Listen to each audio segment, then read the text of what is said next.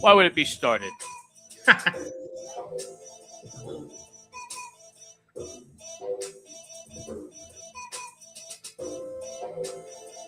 Listen, almost 9 years in, and we still kind of figure shit out half the time. No, you do. I never said I was bright. I'm just saying. Yeah. What's going on, Paul, besides the obvious that we will get into later? I got quite a bit of spare time on my hands right now. Yes. Yes, you do.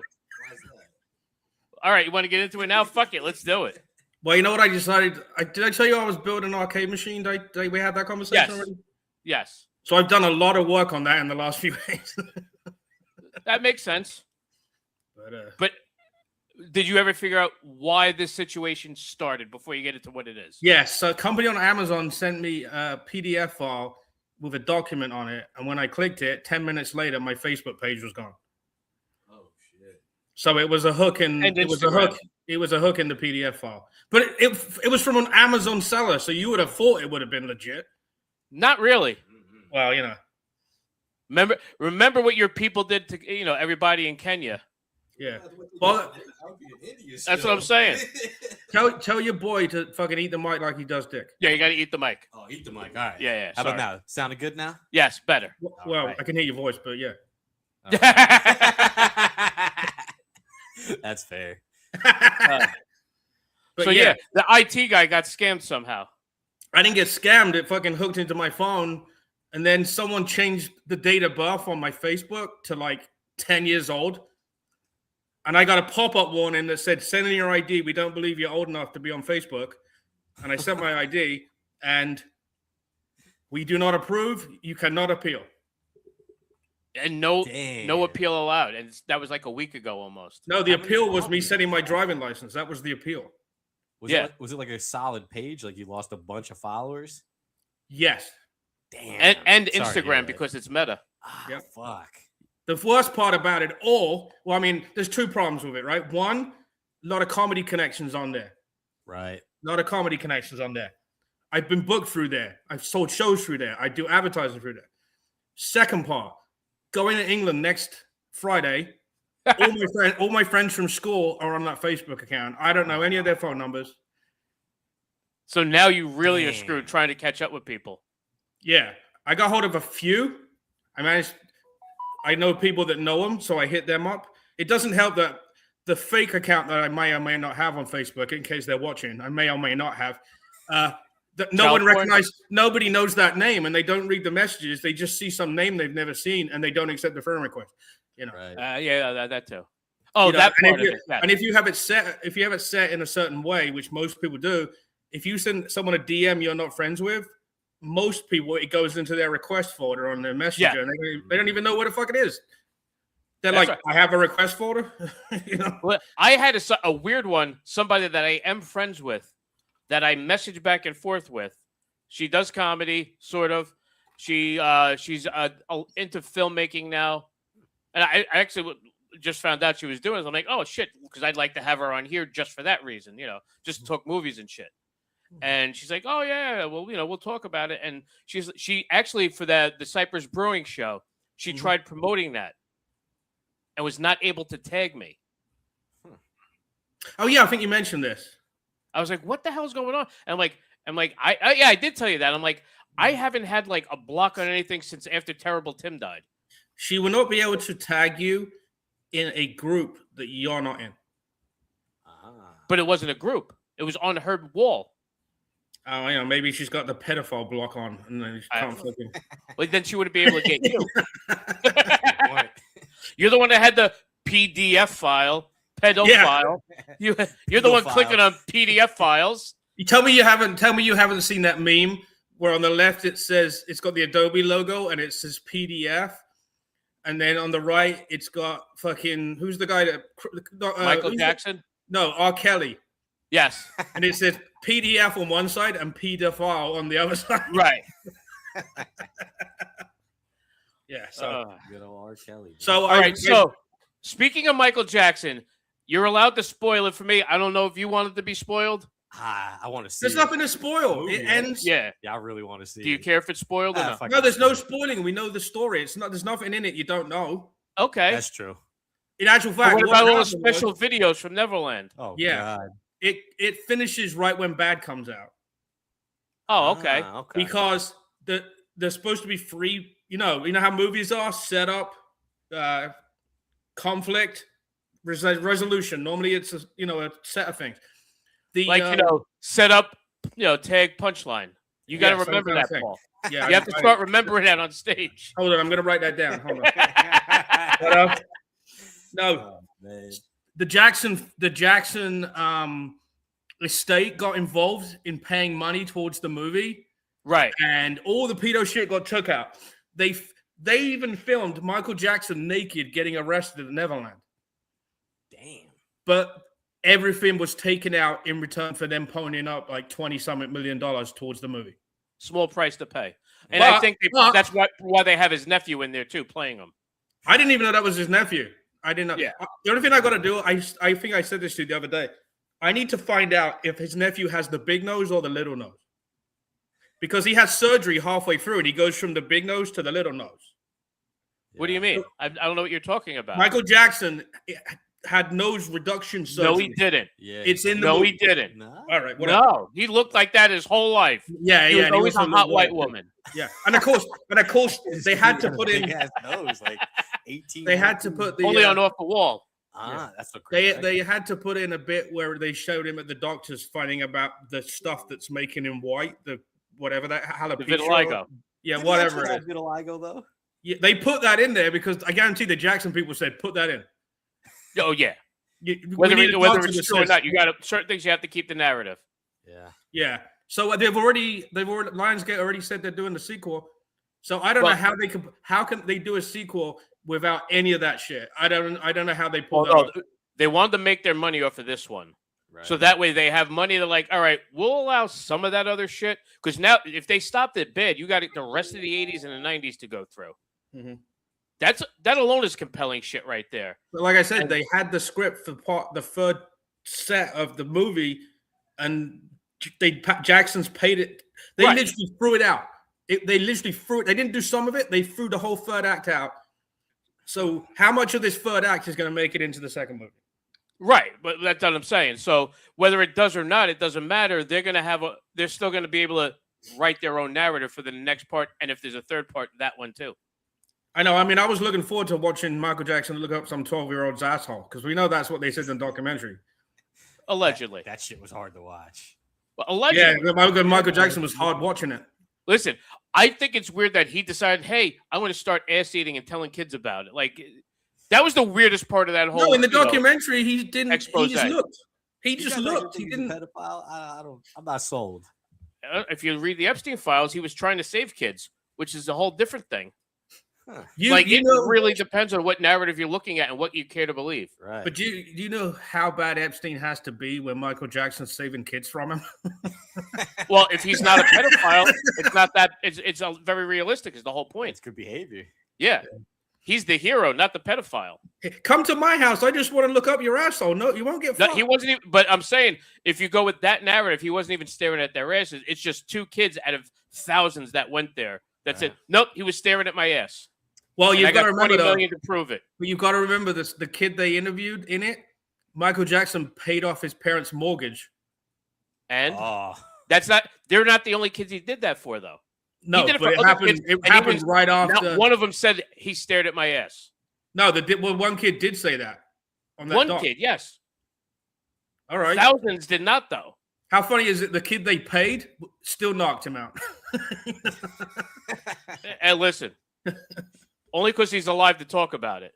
Yeah. So the movie's made $423 million. Highest grossing rock, dramatization movie ever.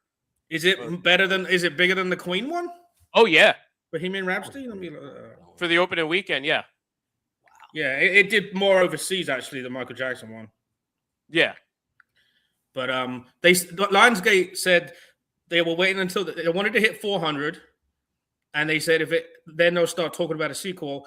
If it hits 700, the sequel's guaranteed. So they're already over 400. Definitely be there.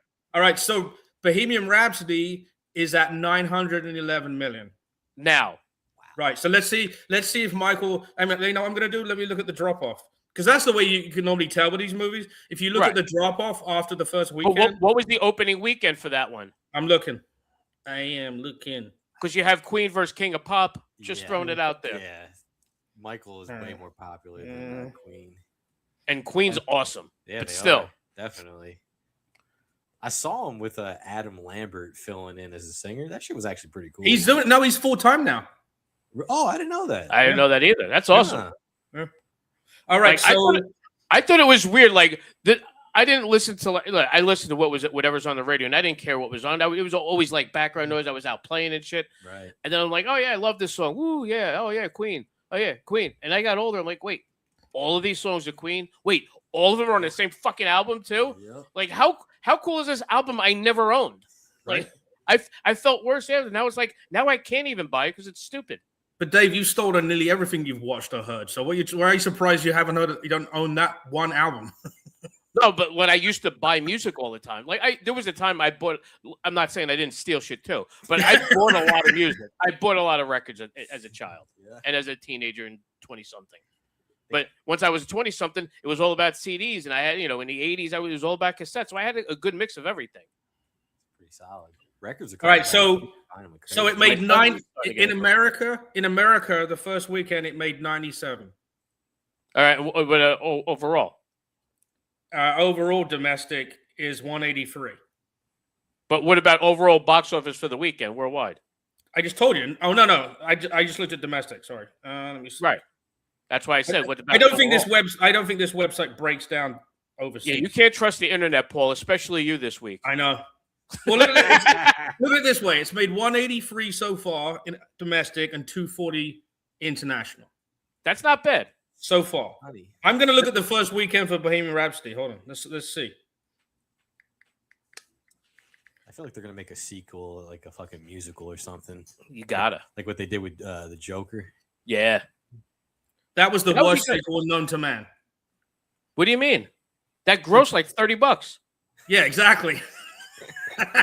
Wait, speaking of, while you're looking it up, I'm not sure. Oh, I got to get into this anyway. So, Paul, I'm not sure if you're sure, and I'm not sure how much you know about it. You know the Pinocchio story?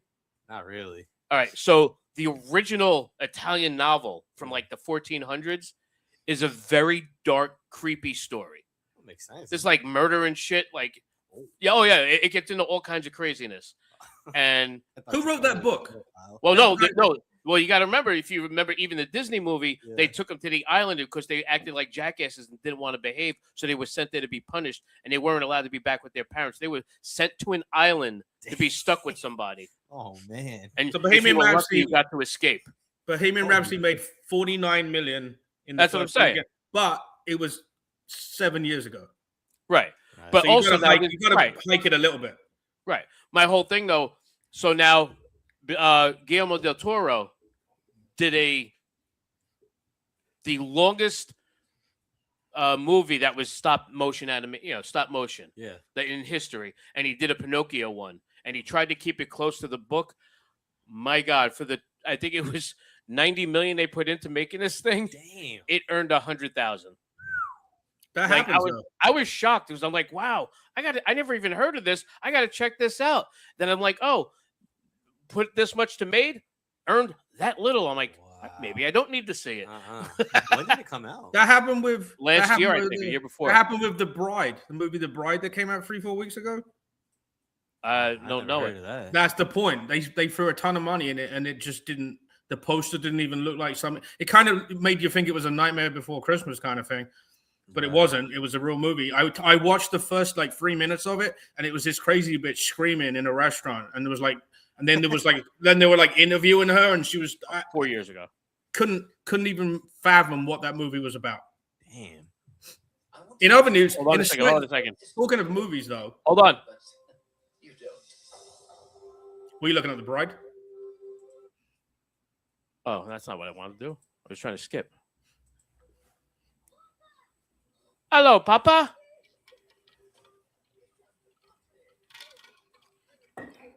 I'm a real boy. You can call me Paul. I'm gonna be a real boy. Right? But like that, They tried to keep it as creepy as the original 1400 story, and it just, damn, and it really flopped. It was terrible. I was like, oh wow, I was not expecting that. He was doing good too. They had a Cabinet of Curiosities come out right before Yeah, that. I wanted to see that now. I'm like, all right, maybe I don't want to see all this. It stuff. says the original tone of the Pinocchio book is considered darker than modern adaptations, featuring more violence and hardship. Oh, man. Right. So it had a budget of $35 million and it grossed $109,000. The Pinocchio movie, which I'm shocked. How do you spend that much money on an animation movie, though? That's what I want to know. Like, that's what about Avatar, bro? The first Avatar. Oh, true. That could have tanked. But then, right.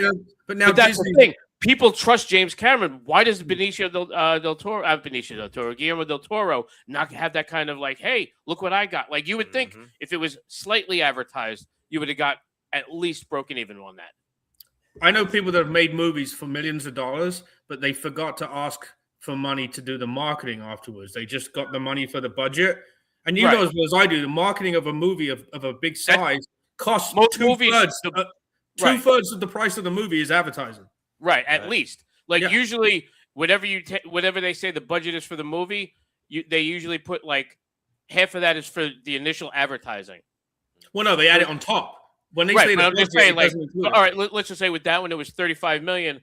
That means the studio would have had to put in like $70 million to get that going. You need to have even $50 million. It sounds like they put in $30 million and $8. Right, exactly. Yeah.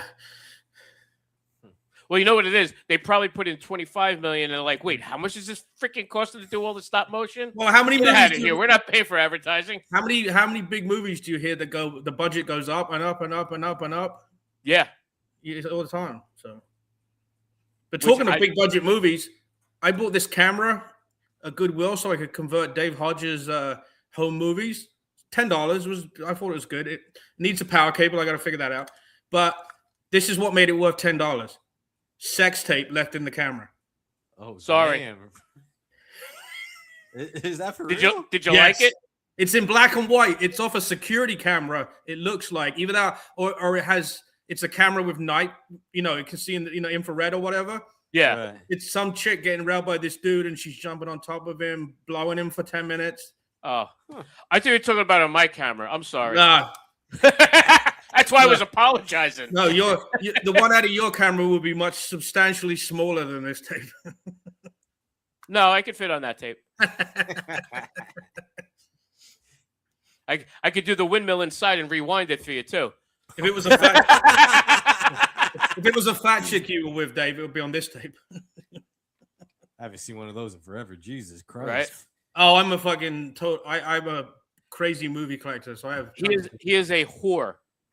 And I mean it in the best possible way. Like anything, like he is a collector of everything. And if it has anything to do with anything that has his name on it, he has at least triplicate. At least. I got locked out of my Dropbox too, man. I fucking couldn't get back in that for a day and a half. Right. Can you imagine if I lost that? Like he saves stuff and then has a backup for it, and also has a backup Dropbox for stuff that he's storing. You never know. It's kind of crazy, but you never know. You might lose it. He's like, dude, I am sitting right now on one of 3 fireproof safes that I have in my room. Oh shit! Because I have one set of my backups in the fireproof safe. And how many terabytes of information do you hoard? I would say probably about 120 right now. All right. Getting up there. It's not as crazy as it could sound, is all I'm saying. Well, I know how to compress files. If it was uncompressed, there you go. Yeah. I mean, the arcade system that I was building, that I've been building, the drive alone with the games on is 12 terabytes. Right. And how much were you able to compress of that, though? None, because it'll slow it up and it'll. Oh yeah. All right. Never mind. Games will be doing a bit of this. This is how nerdy I am, Chris. Look. This is one of my purchases the last week. What? A VHS tape rewinder so that I don't burn out my VCR. I didn't even know that was a thing, to be honest. Can't you just buy another VCR for like $10? Well, it's funny you say that because I've got Oh Look, shit! Look at his setup. Throwback. You know what that reminds me of? The old like early '90s stereo in your room. Yes, That I've had seen the those in racks. Goodwill. It has like just the radio is like fucking 6 inches, and then there's a cassette, Yeah. and then there's an amp, and then there's a record player on the top. And the ones you Then you probably have the had probably had an equalizer 8-track. section, and Yeah, you got the equalizer, and it comes to pieces. You can actually take it apart. I saw that. I had one of last those. week. I've been cleaning out my grandpa's basement and been seeing all that old stuff. So wait, no, I take that back. I did not have the rack, but I knew almost when I was in the Army, almost everybody with their initial bonus when they got on base, they're like, "I'm getting the big rack for the room." Yep. And the guy that was that was kind of local, was trying to go see his girlfriend on the weekend. He got a car right away. Like knew what people were doing with their bonus money by the first purchase. Before my old job invented VHS, their biggest money was the boom boxes. The big fucking I had like the one the one they're walking down the street with, and I'm gonna get you, sucker. I had one of those double cassette 20 living in England, I guess it's because there wasn't so much hood over there. We never saw anything bigger than like maybe this. But over here, you guys had but how big was your apartments over there? They weren't that big in your flat. No, I was fine. They just never sold them. We never got big. Never got big ass fucking boat cars like you guys got in the 60s or 70s, whatever it was. Well, wait, in your defense though, you guys couldn't fit those cars on those. It's like driving in Boston. Well, there is that, and also gas is $10 a gallon, so we can't afford a fucking V12. That too. But between that and the narrow streets, what are you gonna do with a giant Lincoln? Dude, when we were kids, we used to drive down those windy roads at like 100, just playing the lottery. I've done that before, but not for those reasons. Every like 3/4 of a mile, there would be like an indentation in the trees or bushes, whatever, where you could just slot in enough for them to pass. But if you met between, you'd sit there looking at each other because you knew one person had to back up. And it would be me. So in California, between San Jose and Santa Cruz, I think it's Route 17. It's a very dark, windy road. Like so dark from the trees and shit that even in the daytime, it feels like it's getting dark. Are they all over the top? That's crazy. Because of the hills and shit and the trees. So like I took my son there a couple of years back, like almost 10 years ago at this point, and I'm driving around. He's like, "How late is it?" I'm like, "Oh no, it's just this road." He goes, "What?" I'm like, "Yeah." I'm like, "Remember I told you I was in a car accident where the car flipped? This was the road." And it was late at night, and I was not the designated driver. Thank God he was sober because we would have been fucking destroyed. I did not know you knew John Hollywood back then. I did. That's why I was in California. I wanted to be with John Hollywood.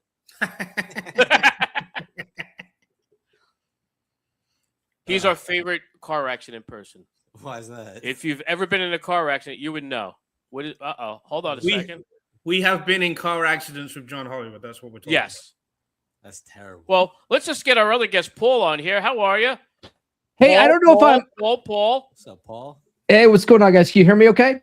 Oh yeah. Perfect. I don't know if I'm early or if I'm or what, because the initial instruction said 7:30, and then the last message I got says see you at 8. I was like, wait, what? I thought it was like now. Don't mind me. It's all good either way. I'm glad you're here either way. Either way, you're early at 7:25. True. Yeah. Either way, right? There you go. Oh man, so what's going on? I don't know what's going on with you guys. What do you guys? What's the conversation about? Well, right now we're talking crazy car accidents we've been in. Oh, I actually haven't been in too many car accidents. I'm a pretty good driver, so come to New Jersey. We'll have this guy John Hollywood drive you for a mile, and you'll fucking nearly die. You know, my dad's from Jersey. He grew up in Hawthorne, and okay. And so like when I was learning how to drive when I was 16 or 15. He was really big on trying to teach me. He and my mom were both really big on teaching me how to be a defensive driver, as opposed to an offensive driver. But my dad said, he's like, back east, everyone's got to be an offensive driver. Yeah, you got to like push your way in and like shove your way around, and that's how you drive in New York City. There'll be 10 cars next to each other and one gap, and everybody just guns it for the gap, regardless of where the other people are. Not me. There's always a shoulder. Yeah. I just go up on the No, Dave, sidewalk. Yeah, that's called you're confused. That's called a sidewalk. Either way. Have you been to Hawthorne? Have I? Yeah, you've been I there. have. Yeah, I've been there. When I was a kid, my dad took us out on a road trip. At that time, my grandparents were living up in Tom's River, and so but my dad am 4 miles from Tom's River right now. Oh, okay. Yeah, very cool. So that's where really. they ended up retiring, and my dad took us down to the old neighborhood, one day, and then we also went over to New York City one day too, which was funny because my grandpa was like, New York, why the hell are you going over there for? Like he did not like going to the big city, and yeah, he remembered how he probably remembered what 42nd Street looked like in the 80s. That's probably what he remembered.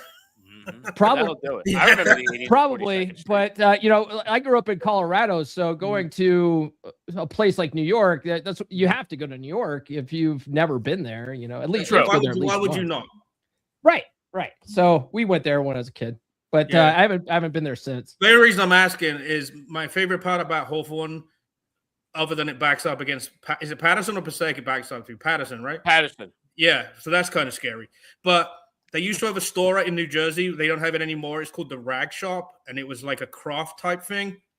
They had a rag shop in Hawthorne, and when my daughter was like 2, we used to go to the rag shop, and she would rob the place blind in her stroller. And when we got outside, we'd find like $800 worth of shit. The stroller, she would rob. Yeah, your kid did it. Got it. No. Well, I trained her well.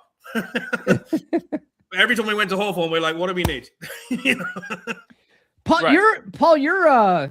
Your accent doesn't sound like Jersey though. Like he's from South Jersey, that's why. Yeah, I mean, I'm a different Jersey. Yeah, okay. He's from the island of Jersey. Yeah, exactly. But I'm 3,600 miles east of Jersey technically. But yes, but not New Jersey. Right, Paul. I just texted you a couple of those pictures to try and put up on the screen, so we could all enjoy that. Oh, okay.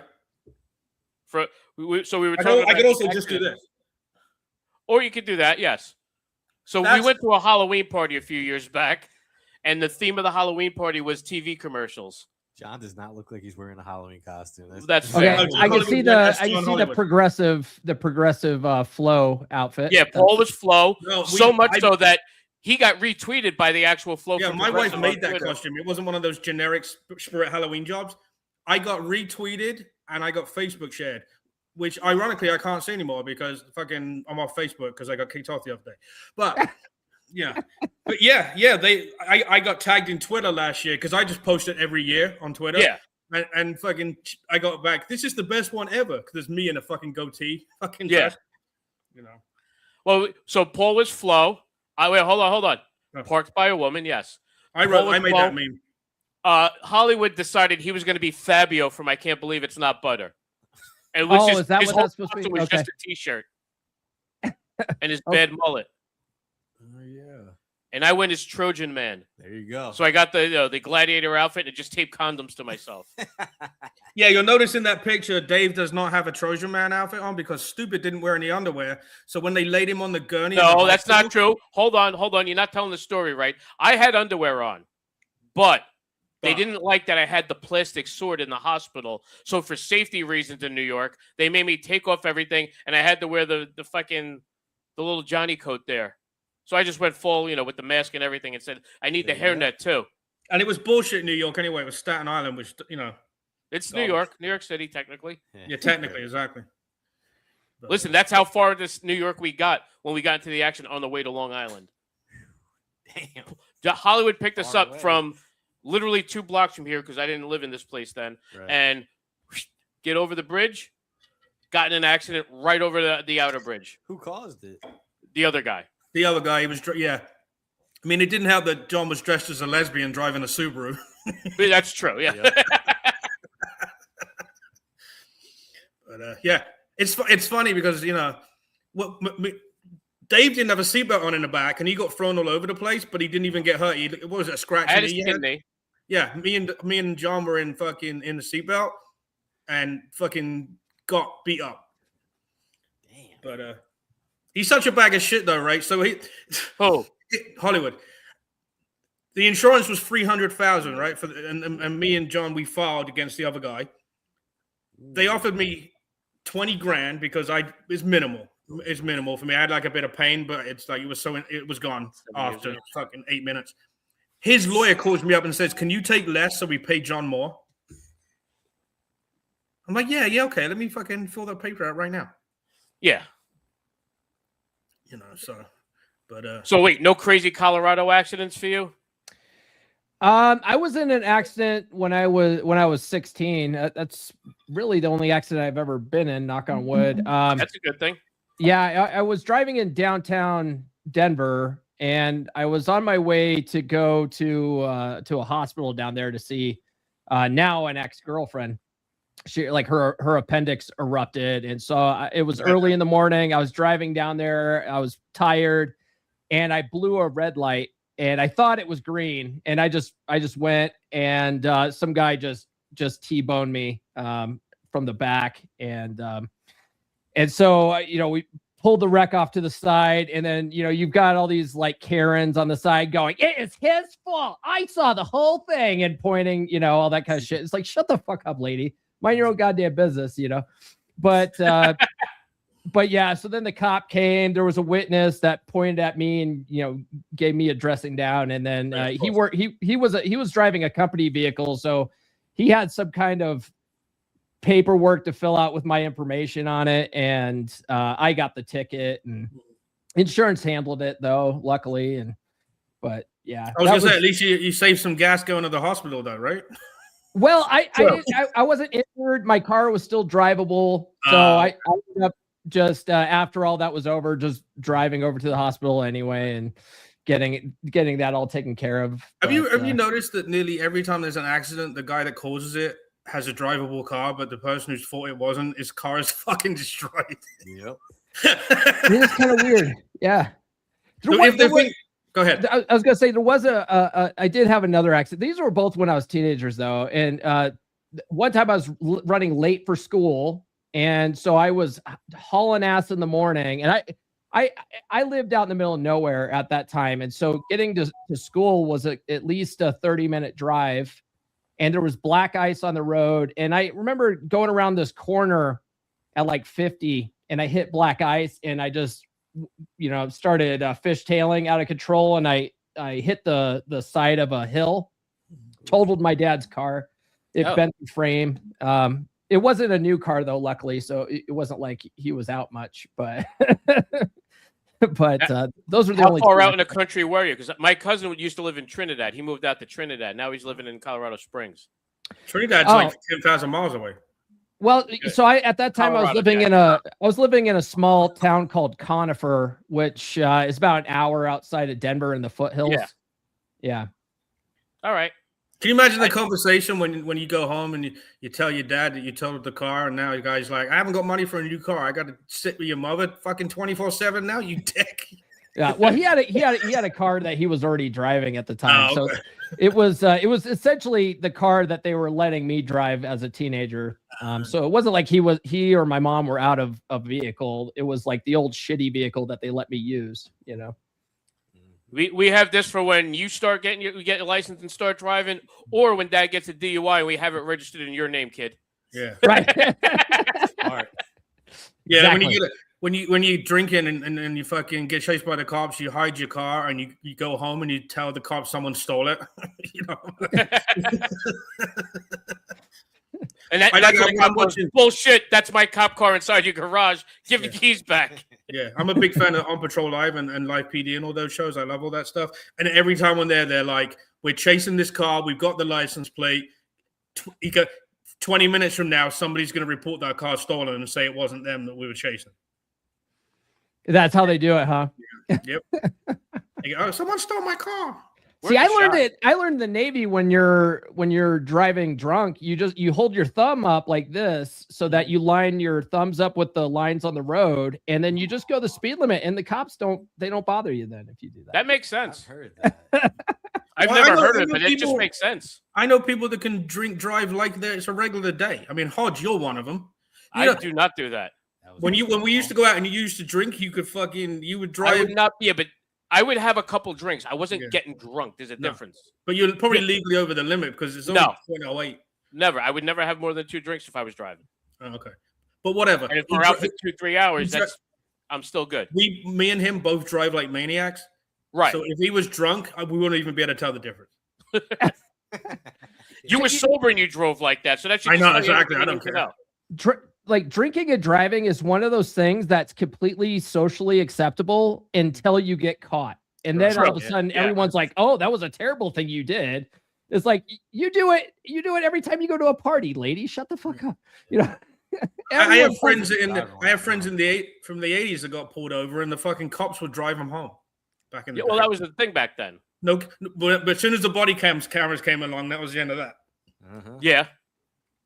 Yeah, and then all the was it Mothers Against Drunk Driving and all that kind of stuff. That. Like it became something that the cops had to actually do something about, apparently. And all around Tom's River, they have big ass signs of like a chick in a wedding dress saying that she got killed on the way to the fucking church. Oof. Yeah. And that sucks because he didn't get to celebrate the honeymoon, and they paid for that wedding. Yeah, he had a narrow escape, man. She could have been a bitch later. It was probably for the best, if you think about it. You know what I mean? Guy probably dodged a bullet there. He saved 40 grand on the wedding and fucking 80 grand on the divorce, so he's fucking dollars up. There you go. Yeah, I mean that's what I do for a living. I help guys fix their marriages, you know. And you sell guns. That's what I was going to ask you about, the Common Man podcast. What's going on, man? Yeah, well, it's come on, man. Like, come on, man. You know? Okay. I thought it was come on, man. Like fucking, you're making gay porn. Yeah, I get that from the haters, but I don't hate it. I just want what it said. But yeah. Well, the thing is I'm not a fan of marriage or legal marriage. I'm not. I have no problem with guys getting in relationships, long-term relationships, and stuff like that. But the institution of marriage, the way it is now with the government involved, it's just a bad deal for men in 2026. And so getting the government involved, it just makes no sense. All the family laws that are out there are extremely unfavorable for men. And it ends up being a one-sided contract where she gets cash and prizes for leaving you, and you get absolutely wrecked. And so my whole thing is that a lot of guys find my podcast because they're at the point where their marriage, like their wife's going to dump them, and it's going to cost them hundreds of thousands of dollars and legal fees and alimony and child support. And so they're like, how do I turn this around? And so I'm like, okay, this is how you fix this. But if it doesn't work, like, because there's always this variable of your wife that we can't account for. And she might have already been checked out. A lot of times women mentally check out up to 2 years before they actually drop that brick in your lap. And so if it's that far gone, there's nothing you can do to fix it. Cheaper to keep her a lot of the time. Well, at that point, it's actually better to get a strategy together, go see an attorney and see how you can get out. You're not going to get out unscathed, but at least you can get out and start living your life again. And if that's the point, I'm like, okay, now that you're here, you've learned your lesson, stop getting married. But there's all these guys, guys that have second and third and fourth marriages. Yeah, and they're really quick. They're really quick. It's not even like there's a 10-year gap. It's like I'm never getting married again. 6 months later, this is the point of my life. I had a client who he was still married to his wife. He wasn't. He was unhappy, and so he was a business guy and going on these trips. And he would fly down to South America and bang this hooker down in South America. Fell in love with her, and decided he was going to fly down there and propose to this hooker while he was still married to his wife. I was like, "What are you doing?" And that hooker only liked him while she was getting paid. She didn't give a shit about him. No. She was in love too. Yeah. He paid a good 30 minutes worth of love. He earned it. No, but that's the thing. Like a lot of guys, they're so programmed that if you're going to be in a relationship with a woman, marriage is the inevitable end state. That's how it has to be. So every guy is looking at women like, I'm going to marry this girl. I'm going to marry this girl. Or I should have married this girl. Or this girl is so great, I should have married her, as if putting a ring on it is locking her down and you're going to save it forever. It's like the divorce rate says otherwise. So just don't get married. I wonder how many people. I wonder how many people that stay together their whole life but not get married. I wonder what the success rate of a long-term relationship is without the ring. Well, I don't know what it is without the ring, but with the ring, there's a really good book out there. A good friend of mine wrote it called Dread. Praxeology Volume 2 Dread by a guy named Ryan Stone. His videos. I'm sorry, go ahead. Oh, do you watch Ryan's videos? No, Dread.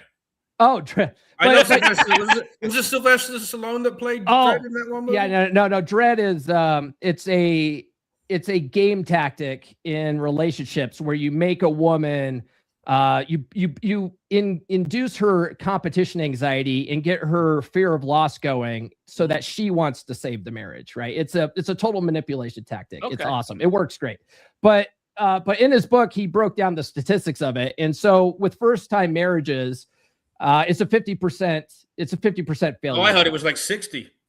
That might have been across all marriages. It's closer to 50. Yeah. And then but of the 50 that stay together, because all the pro-marriage people are like, well, 50% are happy, you know. Well, of those people, only about half of those report still being happy after a certain amount of time. The other half are miserable. They're absolutely miserable. So it's basically a 75% failure rate, right? It's just, those aren't good odds. It's just not a good odds. You're better off just being in a long-term relationship, and when it ends, it's easier to split, part ways. If we want to go down in details, Hodge, how many times has your wife been married? Yeah, I don't have an ex-wife. No, I have a wife who has ex-husbands. Yeah. There you go. Hodge is lucky number 3. So yes. Oh, so you're lucky number 3. Okay, cool. Yes. All right. How long have you guys been together? We've been together almost 6 years. We've been married just over 2. Nice. Married over 2. Okay. All right, cool. Everything's probably going pretty good now. Because you guys have been together for 6, 7, 8 years. Mm-hmm. Yeah. Probably. Just keep it going. Just keep it going that way. Will go away. The blowjobs will go away soon enough. One day. Yeah. This morning, not so much. Nice. Paul, you sound the way you talk about this. Did you ever hear the radio guy from the West Coast called Tom Likas? Oh, fuck yeah. Yeah. Yeah, he lives in Mountain Time Zone. I used to listen to every him day. Yep. I used to listen to him all the time when I was married. And the problem with Tom, he had a lot of great advice, but Tom was married 7 times? Like 4, and the third one he got arrested for domestic violence for beating her up in Boston. Remember that? Yeah. So he was married 4 times. It took him 4 times to learn his lesson. It's like, that's pretty sad. No, but explain to me how he preaches how marriage is a pile of shit. Women, every misogynistic theory you may or may not agree with. Meanwhile, he gets married 4 times and fucks it up 4 times. Yeah. Well, he didn't come to that conclusion, I think, until after the 4th marriage. So I think it took him 4 times to learn that lesson, which is, I got to do the math. If you sad. lose 50% on every fucking divorce, well, she got $8 left. That's what I'm saying. Like he's got to be making out on this now. Yeah. Well, we'll look at Ric Flair. The professional wrestler Ric Flair. He was married and divorced 5 times. He kept having to go back and doing his last match like in his 70s because he had to keep paying a fucking alimony. It's like, just stop getting married, guys. Just Eddie Murphy is paying $180,000 a month in child support for his daughter that he had with the Spice Girls girl. Oh, that's not crazy. so bad. $180,000 a month. I mean, Eddie Murphy's got fuck you money, but it's still, that would still hurt. You know what I mean? That's a big fucking check. That's a lot of money. Yeah. That's a lot, no matter how you shake it. Yeah. No matter, because it's not like he's doing a whole lot of work nowadays. So he's living off his old royalties and stuff. And so he's also getting given, Netflix are just throwing money at him. And then Amazon bought Beverly Hills Cop. Coming to America, Amazon bought Netflix was fucking Beverly Hills Cop 4, right? Did they? Oh, yeah, the residuals are on like Coming to America and Trading Places because it's on the TV every fucking day. Yeah. And they should be. Those movies are good. Yeah. Oh, yeah. Yeah, the new Beverly Hills Cop was actually a really good I movie. enjoyed it. I did it. The third one was a pile of shit, but I did enjoy it. I didn't watch 2, 3, or 4. Only seen the Don't first watch one. 3. 2 was awesome. 2 was great. Yeah. 2 was That great. one had Brigitte Nielsen in it, you know, when she was still relatively attractive back in the 80s. Yeah, and of course, the irony of that is the original Beverly Hills Cop was written as an action movie for Sylvester Stallone. Right. And I think that's how Brigitte Nielsen got in the second one, because there was kind of like a reciprocal. And then do you remember they had the posters on the wall? They had the Cobra poster on the wall. One of them would talk. Remember, what was it? Not Red Heat. One of the old fucking Commando. Remember that Stallone and Arnold would go back and forth with fucking jokes inside their movies about each other. Yeah. But actually, Sly and Arnold had documentaries. They both did documentaries at the same time on Netflix. Yeah, I watched them both, and they both talk about that rivalry that they had in the 80s. It's actually pretty good. I did like those. I figured out the best way you can get away with killing your wife. I'm going to teach something, and if you use this, I want my fucking commission. I have come up with a gun that fires a cancer tumor. Go on. So when they do the nobody autopsy, said no yet, Paul. Go on. No, go on. The autopsy. Yeah, this could be played in court. The autopsy finds a cancer tumor. She died of cancer. I like it. It's like I always thought when I was a kid that the perfect murder weapon would be like an icicle, you know, because you stab them and then it melts and then they can't. But you know what? I dated a cop for a hot minute. And she told me, at least where I live, because I still live out in the middle of nowhere. She told me that the best way to kill someone, at least out here, is to take them up in the national forest and like slash up their bodies so that, you know, the animals can smell the blood and all that stuff. That makes sense. Because she said when the animals come and start eating the body, it actually will completely ruin the crime scene. They won't be able to get any kind of evidence. Well, that's like, remember in England back in the day, the mobsters, they showed it in the movie Snatch. They would throw the bodies into the pigs. Yeah. Yeah, that's a good way of doing it. They did that here in New Jersey, too. Yeah? Okay. That's why, if you ever seen the movie Goodfellas, out in the weeds in Secaucus, they had that in the pig farms in Secaucus back then. Okay. Oh, yeah. Yeah, the mob knew how to get rid of guys, you know? Yeah. And oddly enough, Paul, you're familiar with this, I know. The bridges over the Hackensack River, where they had to get rid of the little side parts where people would stop to take a break. Mm-hmm. They wound up finding tons of stolen cars that went missing, as well as bodies that were buried there, and some cars that had bodies in them. Well, the New Jersey Meadowlands is like this. How many bodies is in the New Jersey Meadowlands? I know one that isn't though. Hoffa. Well, they haven't dug the whole thing up yet. No, because there was more than one person that is allegedly on good authority know that that's not where he went. Well, did you guys see what movie was that was on Netflix? Irishman? Yeah, they talked about how they just cremated him. Yeah. So see, that I believe, and the other one where they did the whole chop up, but they put him in an oil drum and put him out to sea. I think you're all full of shit, bro, because they showed on the TV that the guy in Bruce Almighty found fucking Hoffa's body. It was in the fucking movie. Oh, that's right. That's right, because he was God and he wanted to scoop on the story, and he's like, they're like, oh my God, we found Jimmy Hoffa. Yeah. I forgot about that. The sequel you should forget about. How long have you been happy in doing this podcast? Doing my podcast? Yeah, I'm talking to the funny Paul, not the British. I've been doing my podcast since 2020. Like a lot of guys, you had nothing better to do, right? So you started a podcast. But I started a podcast because I went through a breakup in 2019, and with a girl that I call Red Pill Chick, because she's the one that really was the catalyst for me to figure out what I was doing wrong with women. Because my marriage failed in 2014. And then I got into this relationship, and 4.5 years later, that failed. And I was like, what am I doing wrong here? You know, I'm clearly the common denominator in both these situations. And so one of the blessings of that relationship was she was really big into audiobooks. Okay. And more importantly, self-help type books. And so I was like, I bet you there's some books on this I can listen to. And so I stumbled upon a book called No More Mr. Nice Guy by Dr. Robert Glover. And that one just completely opened my eyes, because it was like everything that everything that you think you know about courting women and what women respond to and happy wife, happy life and all this stuff that we've been told growing up, Disney princess type stories and giving women flowers and chocolates and whatever. It's all wrong. It's completely wrong. And there's a reason why nice guys, self-proclaimed nice guys, are always wondering why do these women always go for these jerks, right? It's not necessarily that they like. I found a book. If you gave her this book, dude, you could still be with her. You can try doing that. Let's see how that works. Let's see how that plays out. Okay, give me a minute. I'll go do it. My When's girlfriend, Denise's birthday again? I'll buy it. Yeah. my girlfriend wrote this book. It's called Belly's Full, Balls Empty.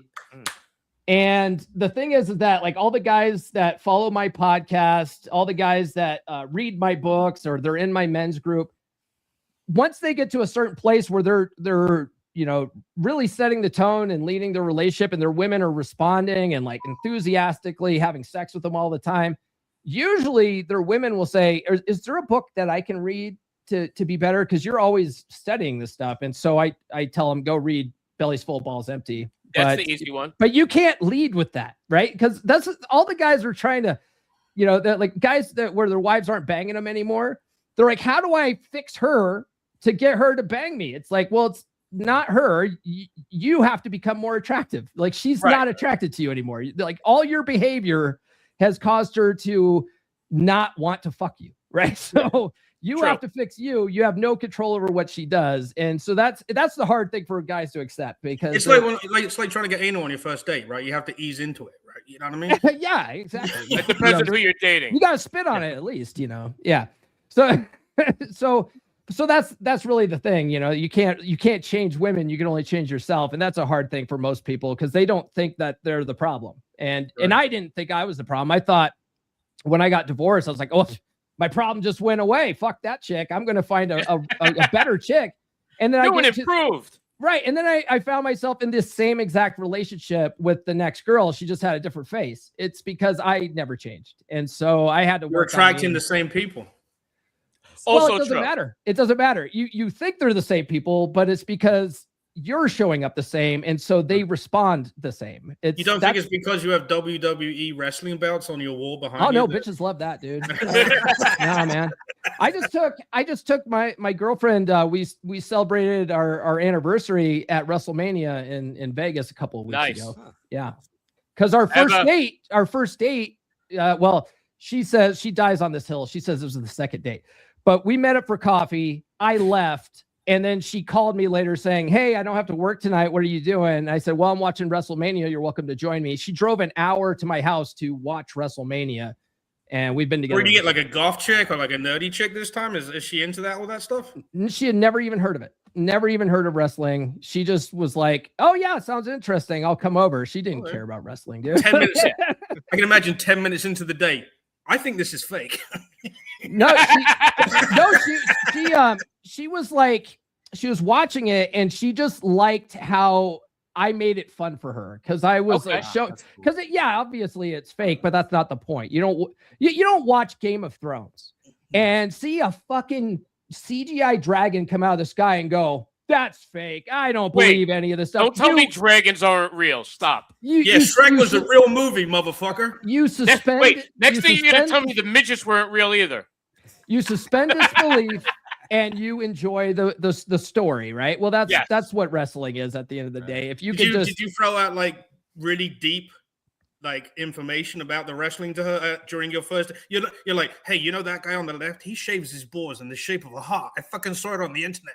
No. I actually tell girls that, like, when I'm like, listen, I could shave a little, put a heart on it. Like, what do you? I'm like, yeah. I'm like, I don't want to put my initial. I'm going to put a heart because I want to fuck a heart-shaped box.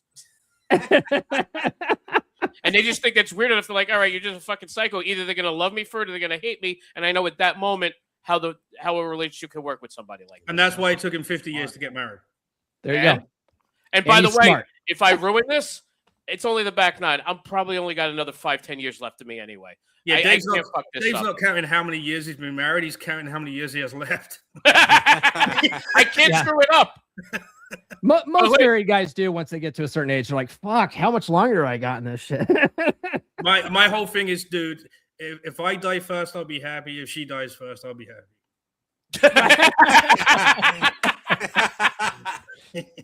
Exactly. Yeah. So wait, Paul, you were talking about the common denominator thing. We have a mutual comic friend. I'm not sure if you've met Rich Carucci yet, but I haven't. he actually does a joke about it because he is on his third marriage as well. He's like, I realize if I get divorced again, it's definitely my fault. Yeah. Yeah, but you know what? The only reason the marriage is in right now is working is they've never lived in the same house together the whole time. Right. Right. He just picks her up on the weekend, I think. Yeah. That's smart. Yeah. But see, if that's going to be the relationship, why fucking get the government involved? You know, it just doesn't make any sense. It just, Insurance. Yeah. She probably has money. that's how my girlfriend and I are. She has her own place. I have my place. She works closer to my place, so when she doesn't have her kids, she comes and stays with me for a week, and then Oh, nice. she leaves for a week, which is awesome because by the end of the week when I don't have her here and my son's here, I'm looking forward to seeing her. And then when our week's over, I'm looking forward to having her go home. It works great. Remember Sunday you weren't here? Yeah, I can't wait for Sunday again. Now is your house decked out like a man cave? The whole thing? Oh yeah. It's the whole house is my man cave. Yeah. That's what I'm asking. Okay. Pretty much. This room here is the only one that has a bunch of like wrestling stuff in it. The rest of the house is presentable, but it's decorated the way I wanted it decorated. That's kind of cool. See, when you go to her house and you're in the Barbie house, and when she comes to your house, you're in the WWE house. That's cool. Yeah, I'm in the what God, did you guys see the Barbie movie? It's actually pretty funny. My daughter No. I was on a cruise last month and it rained most of the time we were there. Like 6.5 out of the 7 days of the trip. It's awful. So I got to watch a couple movies that they were showing that week, and the Barbie movie was one of the movies. It's so woke, it's unreal. It was. I didn't think it was woke at all. It was a very good movie. I thought it was fucking hilarious. Like when Ken basically turns the Barbie world into the man world, like Ken world, and then he turns her house into the Mojo Dojo Casa house. I was like, Yes. fuck yeah, bro, that's my house. But that's not how it ended. That's the problem. That was in the middle. But still, It's the Barbie movie, so you know that's not how it's going to end. Right, but still, that was hilarious. I thought As soon as Ken great. walked out with no dick, I'm just like, nah, I'm fucking stop. Well, when was the last time you saw a Ken doll that had one? It's in the bed right now. I blew it up last night. Of course, you blew them. Yes. Besides that, though. No, but that movie, it actually made fun of itself. Like, it knew what it was doing. It knew it was being ridiculous. I didn't catch They that. leaned into it so hard. I thought it was good. I didn't. I did get through it though. I didn't. It wasn't so bad. I turned it off, but I almost turned it off. I was also drinking heavily while watching it. So that's probably it. And right there. Like it's like they did bring up a lot of like woke stuff, but they did it in a tongue-in-cheek way to make fun of how stupid it is. I just think I think they made it tongue-in-cheek to try and be clever while still pushing that agenda. That's kind of how I don't think they were pushing the agenda. Well, you were super drunk. No, because the backlash from that movie when it came out was because they weren't being woke enough. Yeah, I'm on a different page with that movie. But like everybody that loved that movie that kept going back to watch it loved it because it was more of traditional. We need hot girls around. Oh, you know what? I was watching Barbie Does Bang Bang with two black guys. That's not the same. We're not talking about the same movie. I'm sorry. That was a pretty woke one. That's a movie with Red. Red's one of the stars of that movie. We have another guest in studio with Dave who has said 2 words the whole show. We should really.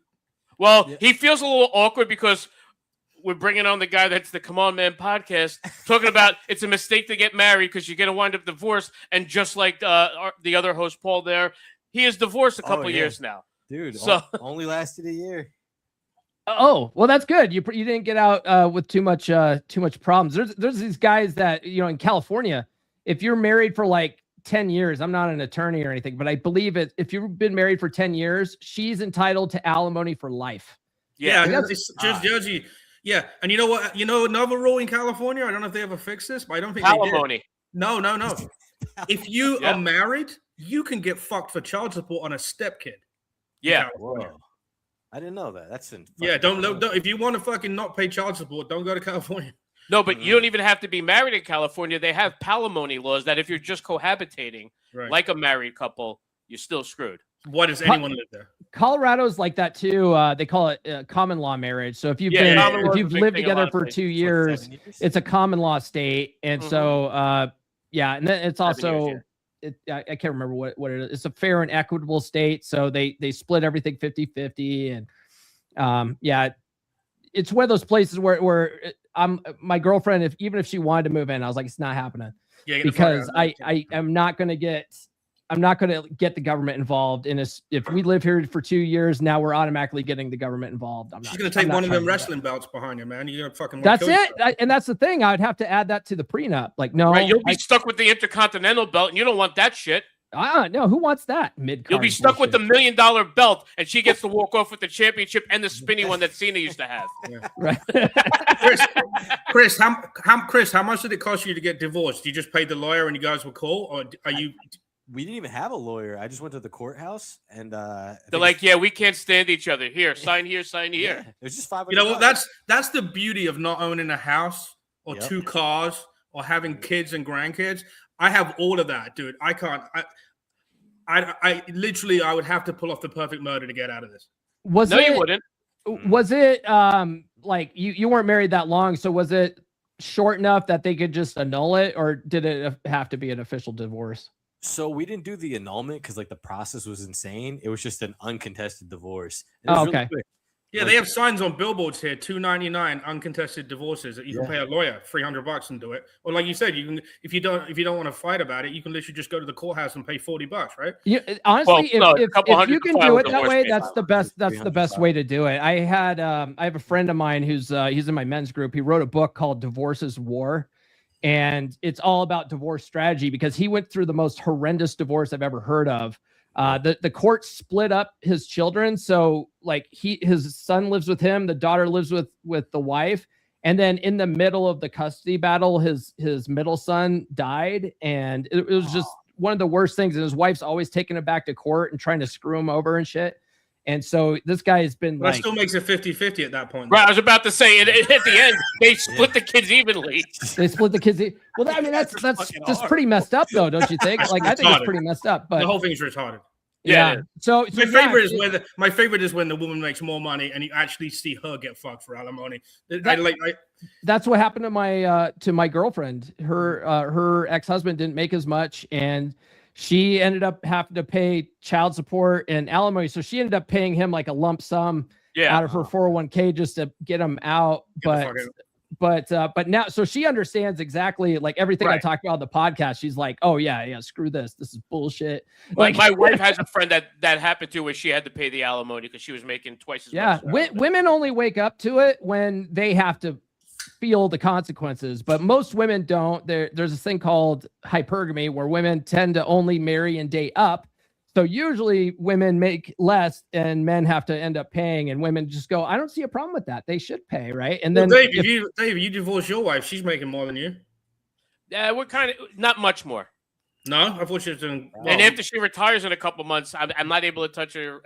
Her what do you call it, the pension. No, yeah. So either way, I'll be making more than her at that point. Wait, I Right. thought if you get divorced, you do get the pension. If there's a whole bunch. I'm not looking to get divorced because No, I I'm know not she's saying- I'm not listening. saying you I just want to throw that out there. Yeah. But I God forbid we got divorced, I would try to figure out like you keep your shit, I keep my shit. I just want to get the hell out of here. Right. If it came to that, I don't see that happening, but you never know. Hey, I hope not. Life is crazy. It is fucking crazy. But I don't wish it. I don't want it, but you never know. yeah, always got a plan. Yeah, I don't want to plan. I won't live long enough to plan that out. You're still young, dude. I'm pushing 60. My dad's 65. He's still young. I'm just saying. I'll be 55 in a couple months. Not as soon as Paul is, but still. I always have to push it. So, other Paul, I have to call you other Paul because, Paul's like my comedy wife. Like he's like we do a lot of shows together. We promote Husband, wife. No, you're the wife. I drive. You suck the dick. You gotta get the blowjob for the drive. So I forgot where I was going with that. You were going to say I was the oldest, then your wife, then you. Yeah, that's what it is. Yeah. But So we're all within 4 months of each other. right. Mm. 4 and So a half. for 4 months a year, I'm an old piece of shit as far as Dave's concerned, because I'm Right. 1 year older for 4 months. Right. And then my wife, slightly older, she's a cougar. Just throwing it out there. She gets so bent when you say I like older women. She gets so bent. But like I got a good one for you, Paul. My wife is a school teacher. She used to teach math. Not a fan of the new math, so she got out of it, went into social studies. A lot easier to remember that shit. I had to explain like our marriage to her in math terms when we first decided to get married. I'm like, best case scenario, 66% failure rate. Sold. She is not a fan of my math, is all I'm saying. Yeah. Best case. More so, she hates when I say that on stage. So, So he says it every time. well, wait. Oh, you got to. Yeah, you got to say it more. So not just that. So the other one, and a joke I wrote before I started dating her is, I know. like I said, I'm in my 50s. So we met just before that. I'm like, yeah, my age, because he's a younger comic. He's not nearly as old as us. Yeah. When I have younger comics like, hey, let's hang out after the bar, let's go party, let's go. When you're old, dude, when are you gonna settle down? I'm like, have you seen me?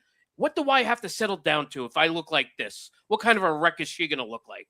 And she's like, you better stop telling that one. I'm like, it's fucking true. I'm just saying. And here's the proof. That's on you at that point. It's true. Yeah. So Chris, And can you that's get why married she's again? not reaching for a wealthy fella. She's settling down to me. Chris, are you going to get married again?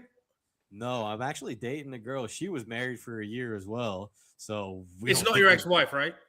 No. Oh, okay. Wait, say that one more time? No, it's not your ex-wife. No, no, fuck no. That bitch is crazy. How long have you been seeing her? Shit, probably 9 months now. Now, so you guys are exclusive. It's going pretty good. Yeah, it's going pretty good. I got a Having book for baby you. next week. I got a Keep book for your you, bitch. brother. All right, Nice. man. I got to look into that. Keep your bitch. That's the easy one to remember. Yeah. It's got one page in it, and it says "Don't get married." That's literally the only page that's in that book. No, there's actually good stuff in there that teaches you. He also has pictures, Paul. Oh, good. Jack off yourself. You can actually train women like you train dogs. It's called operant conditioning, and that whole book is about how to train her properly. Yeah. And before you came on the show, why didn't me and Dave receive our review copies of these books? Well, we did this kind of last minute, so I wasn't planning on talking about all this stuff today. I became a fan of yours because I love a lot of the stuff on Instagram that you have. Okay, I do a lot of shit posting on Instagram, bro. Yeah. And I'm a fan of shit posting, is all I'm saying. I used to do shit posting on Instagram, and now I can't. Well, yeah, I've been demonetized and shadow banned and upload banned on Facebook and Instagram so many times. It's ridiculous. I just got out of a suspension on X, which is odd. You can literally post porn on X, but Right. somehow I got suspended. I've been suspended from TikTok. So I try to watch what I post. And if it's really, really edgy, I'll leave it up for a couple hours and then take it down, just so I don't get banned anymore, because that's how I make my money. There are websites out there that log everything anyone posts on Twitter instantly, and you can pay to go back in people's posts. Oh, that's not what I'm worried about. I'm worried about the Facebook police flagging an old post of mine. That's what I happened to me. I posted a stupid meme, and it came back to haunt me 2 years in a row. And the first year, I got them to take the warning down. The second time, they kept the warning. It was a picture of a little baby sleeping. Actually, a little kid sleeping, right, Dave? You remember this one? It was like a 3-year-old, little toddler. Like a 3-year-old kid laying down, and somebody drew a dick on his face, and the caption said, "Nobody's safe in my house." That's what they flagged it as child exploitation. That's not why it was banned. He just got a suspension in a No, child exploitation on Facebook. That was. Oh man, I you guys make no sense. I guess Indian people have no sense of fucking humor. No offense, Chris. My last ban on Facebook was I posted a picture of a dating app profile of a chick who talked about smoking ice, and they said I was promoting drug use, and they put me in a 30-day demonetization ban. And Yeah, because what you actually meant was shooting federal agents. Yeah. So they took it down, and so I have to be real careful about what I post now. I got monetized. I got to $11. I was about to get a payment, and then they disabled my account, so I never got any fucking money. I guarantee that's what it's more about. Is they had to pay me. They didn't want to write that check. You know what I mean? It does usually happen after a big payout. Like I'll get a couple $1,000, and then all of a sudden I'll be banned for like a month or 3 months. And I'm like, yeah, I got the permanent on Facebook. Now I got to now I got to figure out a way to, I have an account I've had for years in a stupid name that I'm like using to kind of keep an eye, but it sucks when the people you meet through the show is whatever, but like the high school friends, you didn't think to take their phone numbers. All my high school friends are in England. So I have no idea how I'd get hold of them. Yeah. And when you go on a fake account and you message them, it goes into message requests, so they never see it. So now I'm fucking messaging one guy and saying, "Can you fucking get these 6 people to message me their fucking numbers?" Yeah. And of course, I'm going to England next week, so now I'm fucked. I haven't got any numbers of anybody except for like 2 or 3. So whatever. Now you got to pay for a hotel like a savage. Yeah. Well, actually, where I grew up on an island, not Jersey, the Isle of Wight. Some people have heard of it, not spelled the racist way, ironically, but it costs more money on the ferry with your car. They spell it with an extra consonant, just like in Germany. Yeah. Gotcha. It costs 3 times as much to go on the ferry with your car to get to this island that's 2 miles away than it costs to go to Spain. You can take the whole family to Spain for the price of a car. They said it's the most expensive 2 miles of water in the world. So everybody's going to Spain. They're not going to some shitty island off the south coast. So my hotel was like fucking $28 a night. And it's a 4-star. It's not even like some shitty fucking YMCA. It's like 4-star. But we don't have air conditioning in England, which is, ironic. I know. Yeah. My girl and I went out to England a couple of years ago. I have a friend that lives up in Northampton and another friend that lives down in Bristol. And so we went to go visit them, and it was hotter than shit. Right. It was so fucking hot, and he didn't have air conditioning in his house, and it was just miserable. Yeah, every hotel I've been in England just doesn't have air conditioning. Yeah, so weird. We went into an ice cream shop just to cool down. It was that makes bad. sense. That's like when I don't pay the electric bill, I just go into the mall and I just walk around the mall and soak up the free air conditioning. There you go. Yeah, it's about cost savings. Yeah, I wish you cut your electric off 2 hours ago. Yeah. Well, you're not going to be here next week anyway. Fuck, eat a dick. Yeah, I know. No, I'm here next week. It's the weekend out. It's the week after. Paul, your electric go out. What's going on, dude? I got no light bulbs, so I should turn the light on. Let me do that. No, leave it like that. It's perfect. No, we see your face. It's good. I know. Look. Hello. Well, I didn't say do that. Now you're ruining it. You ruined the moment, Paul. I was going to put a flashlight here, but I just realized it's a flashlight, not a flashlight next to me. That's fair. Speaking of our sponsors, Flashlight. Yep. That's what. Oh shit. Chris, I'll involve Chris more in this. I feel bad that he's just sitting there. Well, I think it's all good. So wait. So were you in the band before you got married, or is that what ruined it? So I stopped. Did she do the Yoko to you? She kind of did. She was immune compromised. I still don't know what the fuck she meant by immune compromised. That means if you fuck her without a bag, you can kill her. Should have did that more. But and how are you not saying that on stage? Yeah.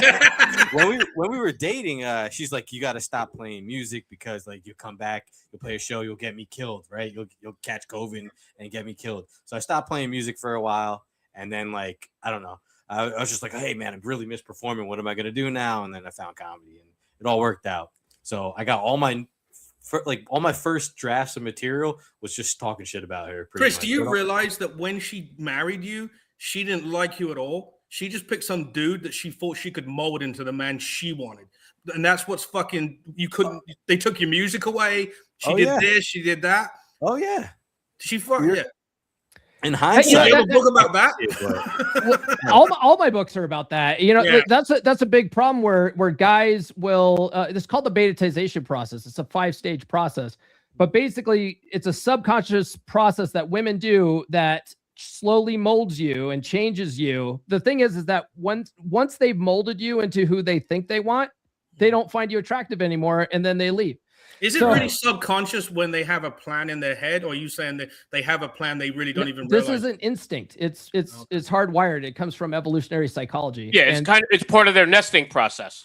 Yeah. see, And so they naturally will make you into a guy that they're just not sexually attracted to anymore, and then they cheat on you and leave. See, And if I got married again, it would be to a Mexican guy, and I would just drop him on the lawn every morning until he figured out how to fucking mow it. You know what I mean? there you go. That makes sense. Yeah. So Well, you got to give him the pair of scissors at least. Yeah, I know. at least. Just don't feed him for a few days so he's hungry. But There you go. Yeah, so the key is you can't let women change you. So if you were into music and she's like, "Oh, I don't really like that you go music," well, you'd be like, "Well, tough shit." You know, like that. This is my passion. I'm gonna. You know, the only good thing that came of it is Chris is really, really bad at music, so she actually helped us out. He's a much better comedian than singer. So there we go. I would like to think I'm a better comic than guitar player, but I don't think that's true. If you're a better comic than guitar player, dude, you must be fucking retarded at guitar. No, I got the guitar way better. But it all worked out, man. And honestly, I shouldn't have married her in the first place because she was the one pushing the marriage, and I was just like, I don't know. And then you know what? It's like what you were saying, other Paul, like you know, like women. Not women. Guys think they have to follow these kinds of different steps in their lives because that's what we're told. Yeah. And I kind of fell for it too.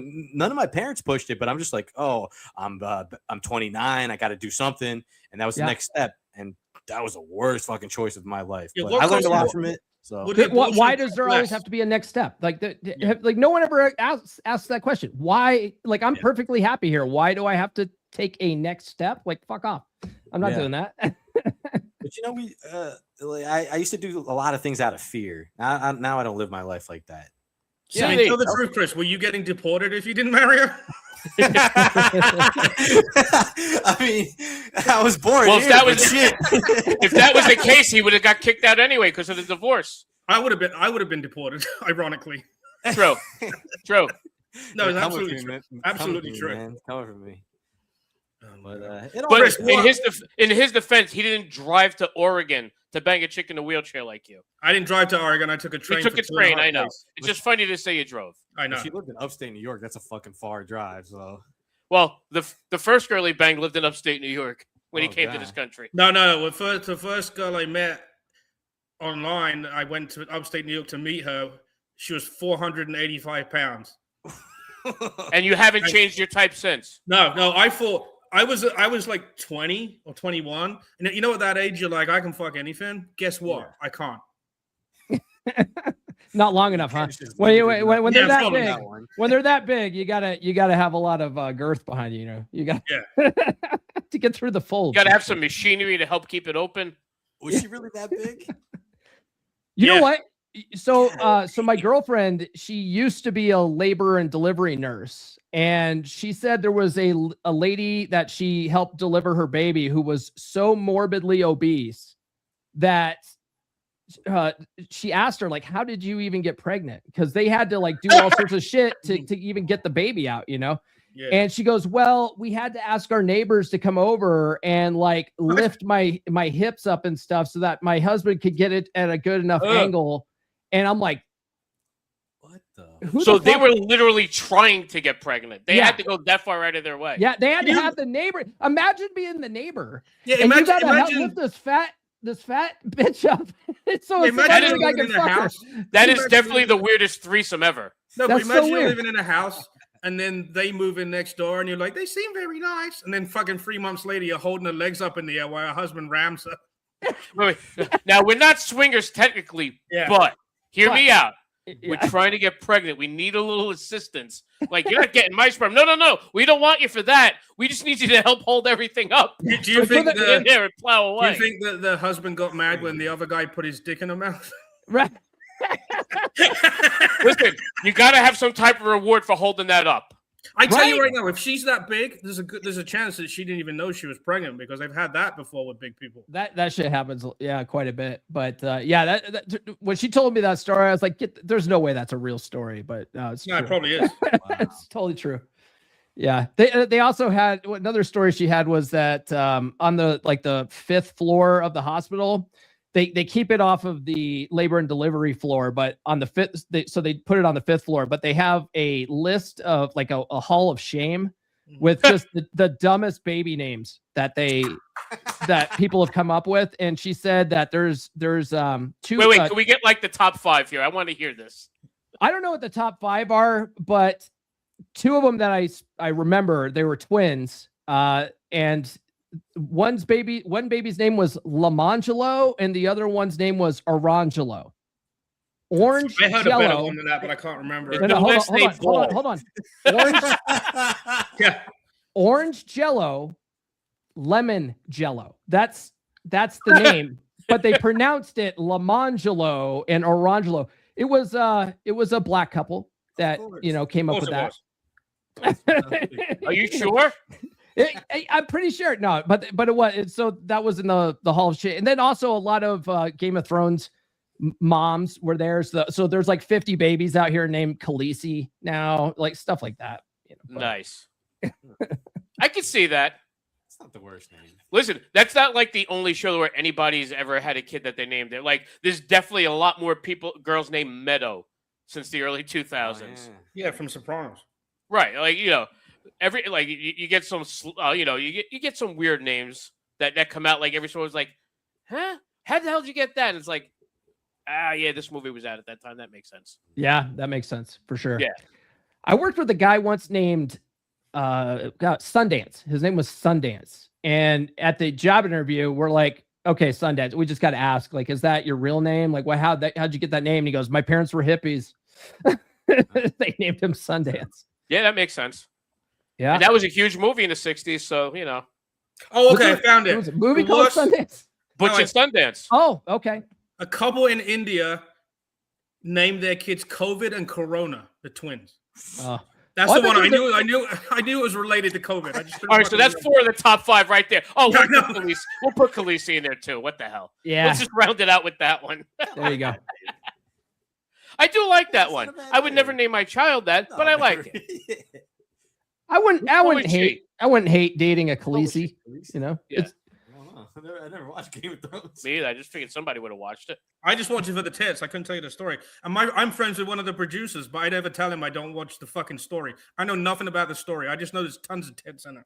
Lots of tits. Yeah, lots of tits. And you would think I would have watched the show more often just for that. Yeah, I would check out. There's better videos to watch if you want to just look at tits, though.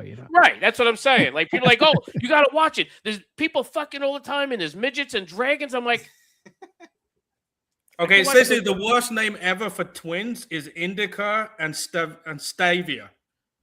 INDICA and SATIVA. That was voted as the worst twins names. Those are also hippie parents. Yeah. Know what that is? I don't even know what those words mean. Stavia? Yes. Sativa. He's pronouncing it wrong. Oh, sativa. Oh, okay.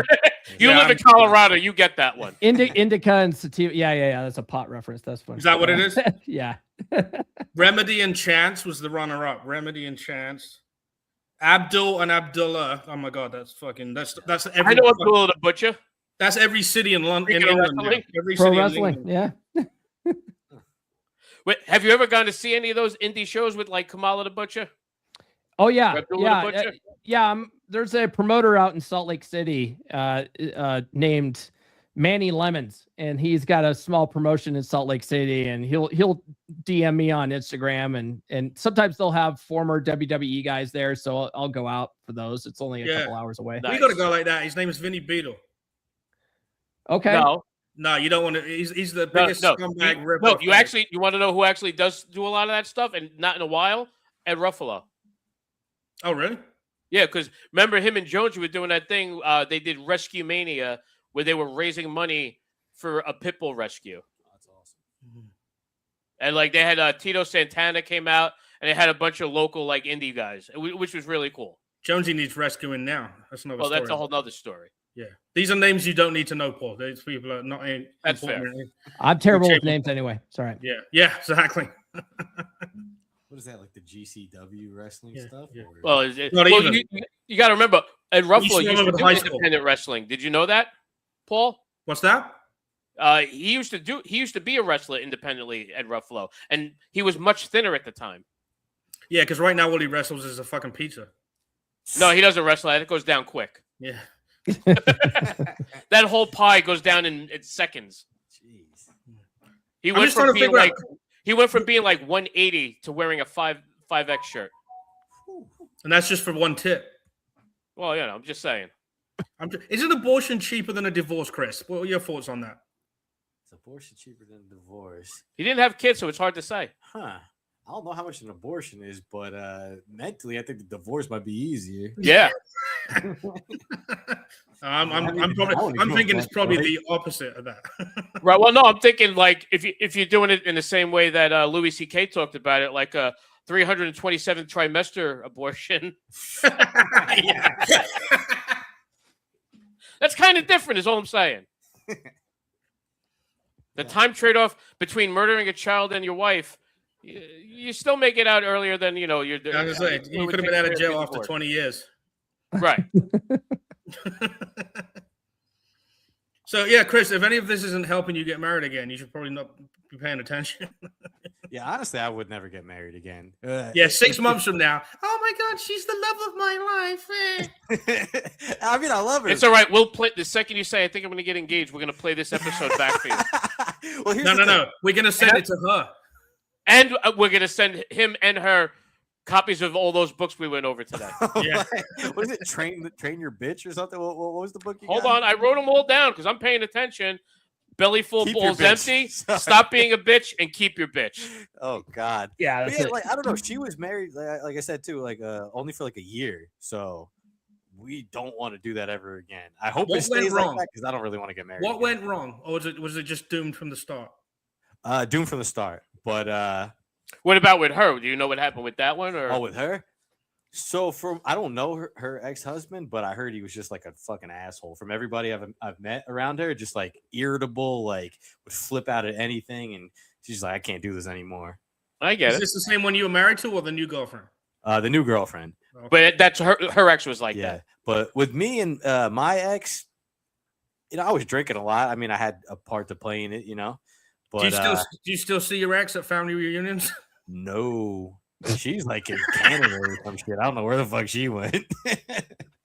We have a friend from the Opie and Anthony show. I'm going to name drop the show I was on, who married a girl from Trinidad to get her a green card. Yes, he did. Right. And she moved to Florida, and he's never divorced her like 30 years later.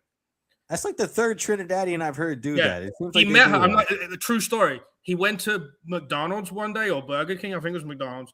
And the girl was working behind the counter. And somehow they got into a conversation how if she gave him $5,000, he would marry her to get a green card. Wow. Well, wait. In her defense, it was easy for her to do because he has a very bad stutter. So by the time he got a word out, she already laid out a plan, and he heard $5,000. He's like, I could get laid too. All right. Yes. I got a true story for that. Oh yeah, and I know this one. Go ahead. She would only do anal with him. Because of her religion. That's Is that what I just thought? She looked at him and No, I'm didn't just want to guessing. looking I like don't that. know.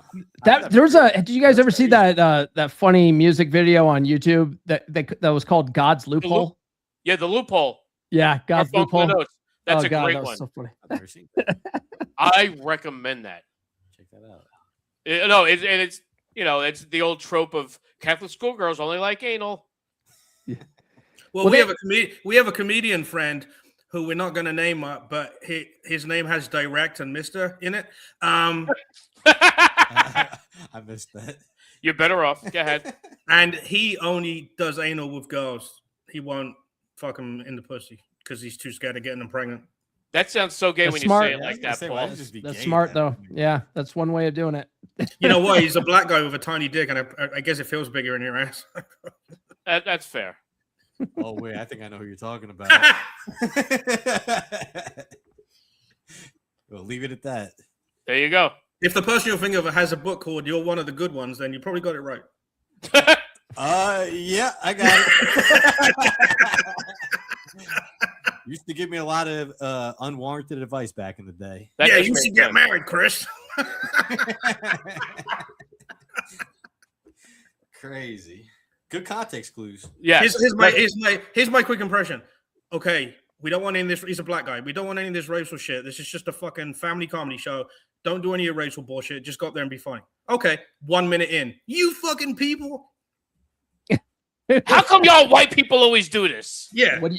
What do you mean, you people? That's pretty Yeah, good. exactly. That's what he means. That's what he means. Yeah.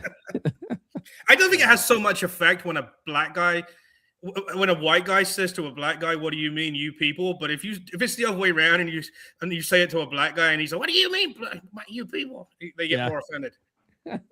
Normally, what happens when I say something like that in the back of the room, this asshole Dave Hodge shouts out, "What do you mean, you people?" And I'm like, "No one caught that except you fucking dick." Right.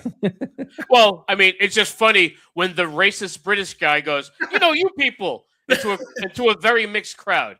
You didn't intend to divide the crowd a little, but it was fucking right there, and I helped it along. And I know. The ironic part is everybody's you people to me because they're all Americans. I mean, technically, legally, I'm a citizen now, but I'm just saying there's no other British people in the room, so technically, they're all you people. See, in Texas, it's okay. You just say y'all. It's right. Y'all. No one gets offended by that. But you people is what do you mean? What if you do y'all people? Oh, that's totally fine then. Yeah, but no one says only that. if you're in like Kentucky. Because y'all is already including all of the people. You don't have to. If you're in Southern Texas and you say y'all people, the Mexicans come out of the kitchen and get pissed off.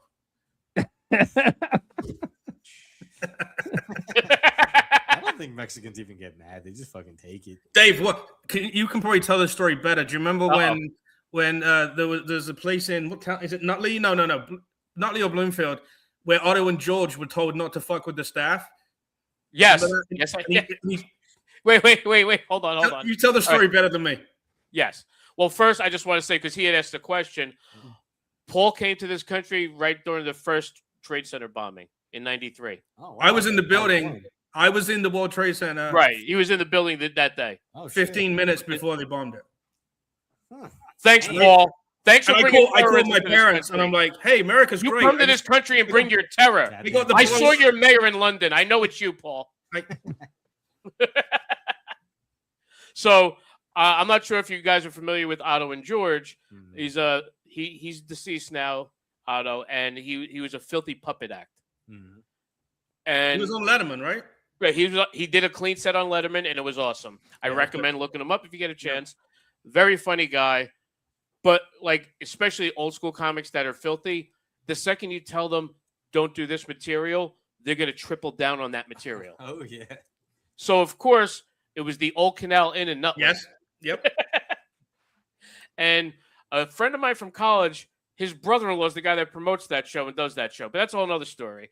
They go up there. They're like, hey, by the way, don't make fun of the establishment or the staff. So the first thing he does is like, hey, I came in here. I saw all the goddamn Mexicans in the kitchen. What kind of place is this? What kind of shit are you promoting here? And he's like, I don't know if I feel safe in this establishment. The guy tried to stab me. Oh, looks like a wallet.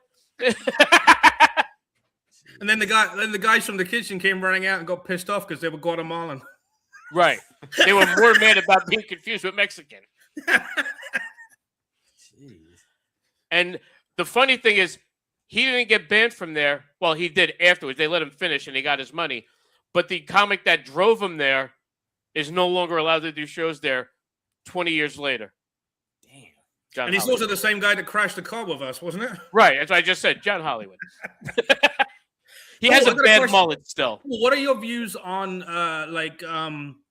overseas brides and stuff like that? Do you think that's a thing that is more successful, or do you think they get married to Americans and then book after 2 years, get a green card? Well, I think it depends on how you do it. There's a lot of those guys that are like, I'm going to go to a traditional country and find a traditional wife. I used to be a sailor, and a lot of sailors do that all the time. They go to the Philippines or whatever. Yeah. And why always the Philippines is what I want to know. It's because they'll clean your house and fuck you. Yeah, That's they're very good like that. But in the morning they wake you up with breakfast. Yeah, all that kind of stuff. But the thing is that every country you go to, women are trying to get to the United States, and so finding a dumbass American is super easy. They'll butter you up, they'll bang you as much as you want, and then until they can come over here, get married, get that green card, and then they'll swindle you. And that. So you're taking notes, Brody? So what I would say is, if you're going by the way, I stopped doing that. Go ahead. Yeah. If you're going to do that, you need to stay in that country. The country that made her submissive. It's a traditional country. Stay in that country. Marry her, live there, but don't bring her back here. There's a couple of 90 Day Fiance where the black guy from some Caribbean island, whatever it was, somewhere, he wanted to come to America, and the girl's like, "No, I want to stay here." Oh, yeah. and then he dumped her a week later. Right, because that's what they're trying to do. They're just trying to get here. It's unfortunate, but Eddie Murphy had a bit about that years ago. Like, what have you done for me lately, Eddie? Because that's what happened. They come over here, they get westernized. They'll I kept her in a closet, but she found people anyway. The best one was the guy married to the Asian chick in Blind Date in the restaurant, where the Kim Basinger's character's in the bathroom, and she goes to the Asian guy, you can get half, and the guy was like a billionaire, and Kim Basinger comes out and goes, "Any divorce lawyers in the house? He's worth $1 billion." And every table the guy got up and waved his business card. That's a funny fucking scene in that movie. That's a very underrated movie. I haven't watched that. I love that movie, Blind Date. The fucking scene where the butler's trying to get the dogs in the cage. Yeah. Well, you know what it is? The TV show ruined that movie for me. That's why I didn't watch it for a while. So he moons these two Doberman, and they go chasing him, and he climbs up the gate real quick, and fucking dogs go in the cage. There's some funny shit in that movie. She gets fucking shit-faced that whole movie, Kim Basinger, right? That was her character. Yeah. It was Bruce Willis was in love with her, but then she was married to someone. I can't remember the whole story, but yeah, that's a good fucking movie. Chris, I'll ask you a question, Chris. Chris, what is your heritage? What is your family heritage? I'm Guyanese, so okay, from India, and then your people brought us to the Caribbean. You're welcome. You could have been living in Pakistan, so fuck off. I agree. No, we would have been in Bhutan. I'd be fucking charming snakes and shit. Yeah, I just think it'd be funny if some fucking Trinidad woman or whatever wants to get a green card, and she meets Chris and doesn't know what he looks like, and when he gets to the airport, she's meeting some dude that looks like he's from her country. Yes, my brother. Actually, that might work out though. No. What are you, the butler? Like, think about it. Your family would be happy you brought somebody home that looks right, and then her people she's like, "You got to America, good job. Who's this fella? He's one of us. Holy shit! Fuck? All right, you did good. Her family would be happy. Your family's happy. It's a win-win." Chris brings home a fucking Pakistani girl, and then the next thing you know, his family is inviting his ex-wife over. You guys need to get back together. Yeah, straight up, man. All right, Paul. What do you feel about the arranged marriage then? How do you think that works out? Do you have any stats on that? You know what? I was going to say I don't have any stats, but they tend to last longer. It's like in countries like India where they still do that, and they tend to last longer. They don't have quite the divorce rate. They last less time in America. I mean, a lot of the women, the parents want them to do arranged marriages, and they won't do it anymore because, again, they're traditionalized into America. And again, divorce is never a thing in India, right? You just have to shoot the wife. That's pretty much how it works over there. Yeah, you know what I'm talking about, Chris, right? So wait, we got to go on vacation? Yeah. You going on vacation, Paul? In America, if the women can get out of it and get a divorce, which is not a usual thing, it's like the marriage is for life, right? Over in the other countries. Paul, shh. Denise can hear you. Shh. Don't let her know your plan. Yeah. Over here, like culturally, like my uncle married an Indian woman. And they were having some issues, and like her side of the family did not want him to leave. They're like, "You can't do this. You don't shame the family." Yeah. It's like you shame the family, and we didn't even want you marrying a Guyanese person. You're supposed to be purebred Indian. Yeah, you know what? And then your flower shop and her fucking light store would have to be fucking separated again, wouldn't it? Well, also they would have to take care of her. Like, hey, we offloaded you on this guy. You're his problem now. We don't want you back. We got the calf. Yeah. I mean, we know, India has the highest level of morals when it comes to taking care of your wife. You know what I mean? You got women over there getting raped, and then they get fucking thrown allegedly. Yeah, allegedly. Chris, why don't you go back to? Yeah, but wait, Paul, you got to backtrack a half a step because you got to remember they're the same people that invented the Kama Sutra. That is the love book. Yeah, but you know what? The pages they miss out of the book is in between each position. The guy punches well, that's what you get for jerking off and making those pages sticky. It's all Paul's the only reason is divorce in India now. Yeah.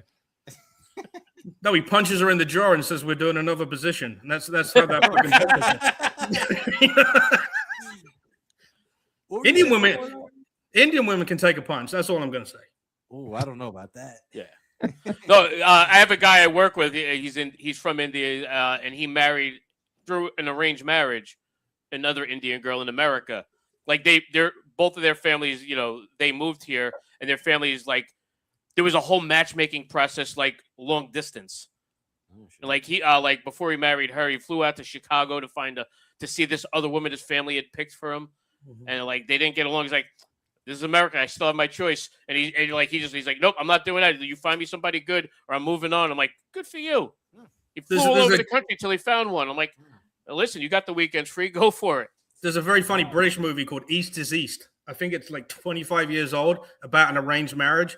And the guy walks into the room and there's like a hot chick and there's this huge fat chick. And then he finds out the fat chick is the one he's marrying and the hot one's the sister. He's like, fuck. I thought you were about to quote the Love Guru. I'm sorry. Yeah. No. Oh, geez. Well, hey guys, I got to get going. Thanks for having me on your podcast. It's not a problem. We're glad to have you on. Give any plugs you want right now. Paul has to go let his girlfriend out of the cage to get some water. I do. So. Yeah, I got to give her some water and feed her some kibble. She earned the belt for being in there that long, though.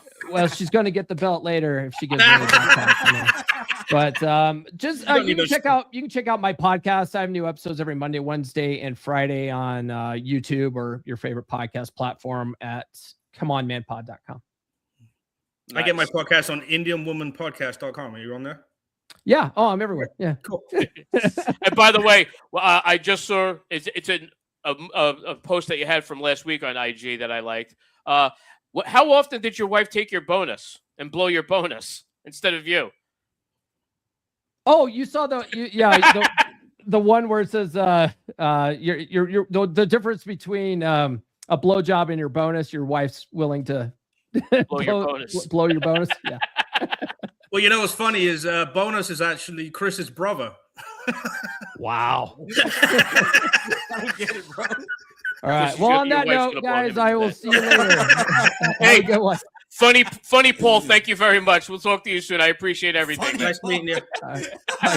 Nice to meet you, brother. Take care, man. That was fucking good. Way better than I was expecting. Like I wasn't expecting anything bad, but he was fucking I follow him on Instagram because he always has funny fucked up posts. I'm like, all right, I got to see a little more of this. This is funny. Dave, should we leave his live stream on where we can hear him talking shit about us? Oh yeah, definitely, because he can hear us too.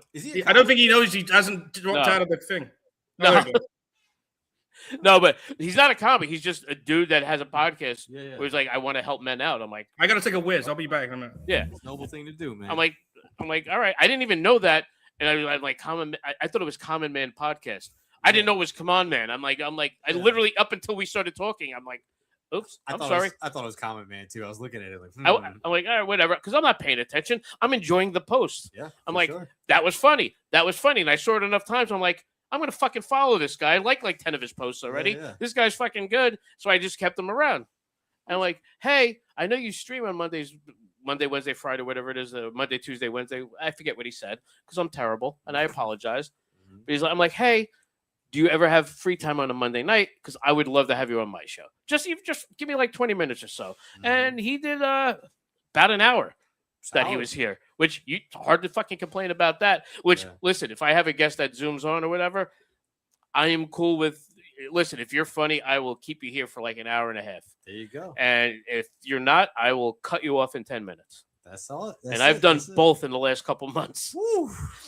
So I'm on this stand-up thread on Facebook. Okay. I'm not sure if you're in it or not because there's thousands of people. And I'm like, it's a blessing and a curse. There's some nice people there, but a lot of open mic people from all over the country. Oh God, which isn't a bad thing. It's something like I'm like, hey, I'm seeing people posting shows and stuff. So the people that are posting a lot and have shows, I'm like, hey, if you're ever free on a Monday, I'd love to have you on. Right. And the one guy, I feel bad because I didn't pay that close attention. He was like, hey, I'm doing this. I'm like, good for you. Then I find out he's doing comedy a month and a half. And he has cerebral palsy. I'm like, now I feel like an asshole for picking on this guy. I'm like, but then it was hard. I'm like, so I had to steer the conversation. I don't mind steering the conversation if I know that's what I'm getting into. I'm like, Right. and once I realized it was going that far, me and Paul were just having our own little banter, and we were trying to include him and still even lead him on. It wasn't going anywhere. I'm like, all right, thanks, Tyler. Good job. How long did that last? Like 12 minutes. That's it. If we're flowing like that, though, you got to have a good time with it. Yeah, that dude was cool. That dude was funny as hell, Yeah. cool as hell. Very cool. And I mean, he's got a good voice. He does a podcast, but nice voice. Actually, I wasn't even No. thinking that, but he has a good voice. Yeah. He has shit to say, though, that people want to hear. Oh, for More sure. importantly, For sure. God bless him. Well, a lot of dudes don't really have an outlet, you know? True. It's Well, either- we do, but we never take them. True. Like they were like, think about it, like you had your outlet with comedy. Yeah. I had that before I got married and everything, but that was mentally that was my outlet. Mm-hmm. Like the one, like I started before my son was born many years ago, and then I stopped for many years. Mm-hmm. And when I got back into it, my mom was not doing well, Mm. and I was like, and I'm like, I need to, and I'm like, the last time I felt really happy was being on the stage, Oh, yeah. and I got in touch with somebody that I met way back when, and he's like, he's like, come here, come talk to me, we'll fucking work this out, and he's like, all right, cool, and he got me remembering why I love being on a stage and having a mic. I'm like, yeah, no, this is the best fucking feeling. awesome. This is like the greatest thing in the world. And now, like, my wife is at the point where she knows the podcast, and I need at least one open mic a week, Mm-hmm. and whatever shows I can get. And she's like, all right, gotcha. And she's like, that's your outlet. I know you're fucked up in the head and you need to get shit out. Go do it. And I run shit by her because there's a lot of stuff I say in front of her that I'm including her. I'm like, by the way, I mean it this way if you hear me say it on stage. All right. This is what I'm going for. This is what I'm saying. You may not like what I'm saying. And like every now and then, like even that one with the settling down. It's like, I fucking hate when you do that. I'm like, it's not about you. I started that before I met you. Yeah. Just happens that you're the one we settled for each other. I Dave, you know the apologize. problem with that is 5 seconds before you do that joke, you introduce her to the crowd. True. Well, time out. She introduces herself half the time. I know, very loudly. That's my husband. That's sweet. You lose. Good day, sir.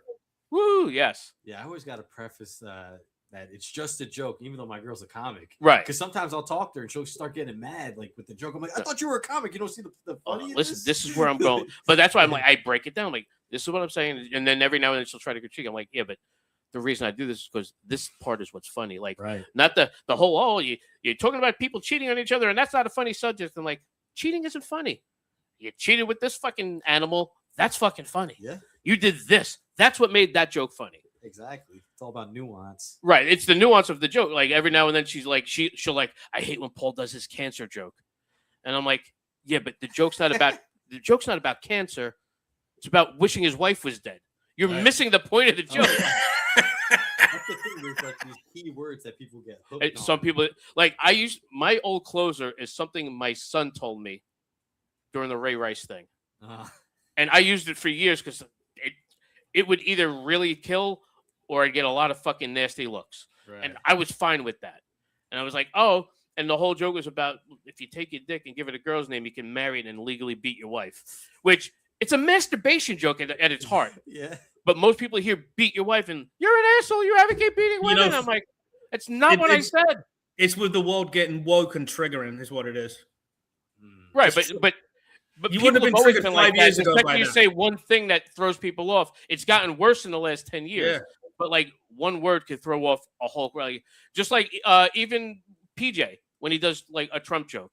Mhm. Depending on where he is, you could just turn off the whole audience by saying, "Oh yeah, this is my Donald Trump impersonation." I did You a could be show with talking him. shit- I You did could a show talk with shit him. about him, and they'd still hate you even if you're on his side. Yep, New On Year's their Eve I did a side. show in East Stroudsburg with him. 2 Yeah, minutes oh, yeah. in, 2 minutes in, he said Trump. He didn't say positive or negative. He just said Trump, and then the whole crowd hated him, and we had to light him off the stage. Yeah. Wow. That's Yeah. a super liberal town. I was just there. No, but they I didn't don't know even it think that it was the wasn't. reason. He didn't it go. was just the crowd. That was very, Ah, very anti. Not even because they were liberal. It was a black crowd. That was okay. the world famous Scotties, right? Yeah, it was. There was the Scotties that we've headlined at, unlike John Right. Hollywood, who's never headlined the Scotties. Not the one in New Jersey. No, But it was. I missed that place. That was in PA. The New Jersey Scotties. Oh, I missed out. I missed that one too, though. you know John The other Hollywood one- was booked at the other Scotties that we're talking about, and they canceled every show. He was booked like 3 or 4 times to Yep. headline, and Yep. every show got canceled for no Aw, sales. man. Meanwhile, I headlined 3 times. Dave headlined. This is the PA one, right? Yeah. Yeah, that same show, the headliners were fucking 2.5 hours late. CPT. Yeah. Damn. So I did 47 minutes, and I was just done because the crowd wasn't incredibly big, and I crowd worked the living shit out of them for 47 minutes. Right. And then with the 20 Indian- people, it's kind of hard to keep going. Yeah, the Indian host lady lit me, and I'm like, all right, thank God they're here. And then she walks on stage and goes, "Hope you had a good time. Good night." Damn. So it went And from being a full show to less than an hour. No, well, yeah, because fucking PJ got dragged off after 7 Right. minutes. She did 5 same minutes show. up front. Yeah, I wasn't at that show, but I just heard all about And it. when the Indian, I was there real early because I am always early for shows. And fucking the Indian girl shows up and goes, "Are you the host?" I goes, "Fuck you, I'm the host. You're the fucking host." Yeah, Damn. And then, so at the end of the show, everybody left. The guy's locking the colonizing door. the audience. Yep, the guy's locking the door of the place, and these 2 black dudes show up, and they're like, "Sorry, we're late." And the guy's like, "Show's over," and the guy's like, "But we still get paid, right?" And yeah, I'm not giving the money back because the guy gave me the headline money. So fucking Yeah. fuck that. Yeah. I mean, you did what you're supposed to do. And they were fucking 3 hours late. Dude, it was a fucking tornado. It was New Year's Eve. It was a fucking tornado out. And they left the Bronx to get to East Stroudsburg for an 8 o'clock show at 7 p.m.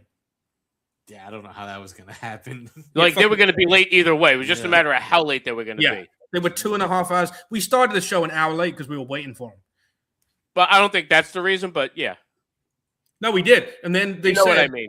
You know said, what I I'll mean. go up. I'll go up. You I'll never go up." do an urban show on time. Yeah. No, It's Yeah. usually a half hour to 45 minutes later than the start. yeah. Whole first like year and change was doing urban shows. Those never started on time. And they always run a lot later. Yeah.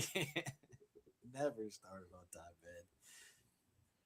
But that comic that loves anal that we referenced earlier booked me and Paul on back-to-back shows at the Weed Man spot in Trenton Oh yeah. a few years back. I've only been there to buy weed, but never to see a show. How was the show? That's a long time Weird. ago. Weird, but we got paid in edibles, Oh.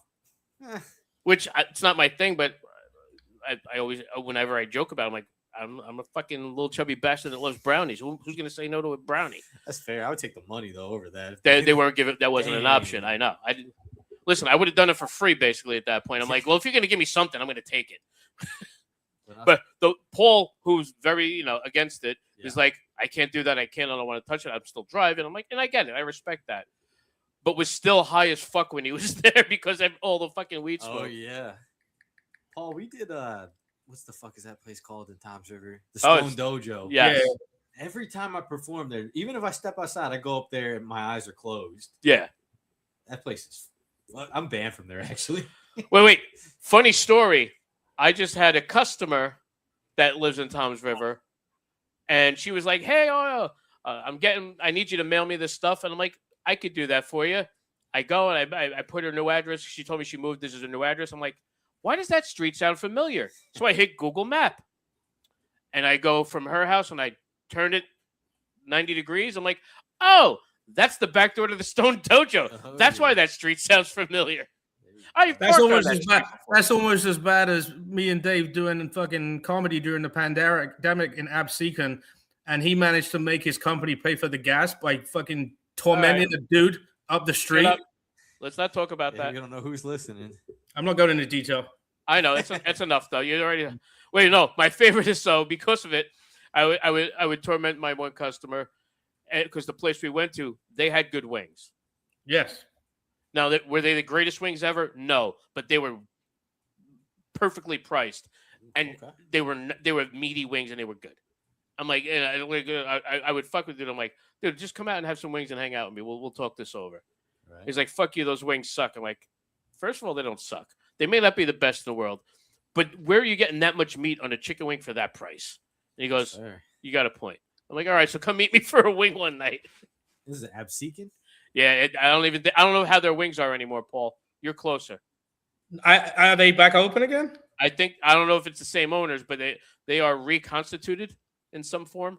Well, then why aren't we doing comedy there? Well, you're down there. You should call them. Yes. I got to call some people now because I got to give you a list actually of contacts on Facebook that you need to follow up with for us to get shows now. Okay. because I can't get to them anymore officially. There's a really good spot. It's kind of far from you guys, but It is. Hold on a second.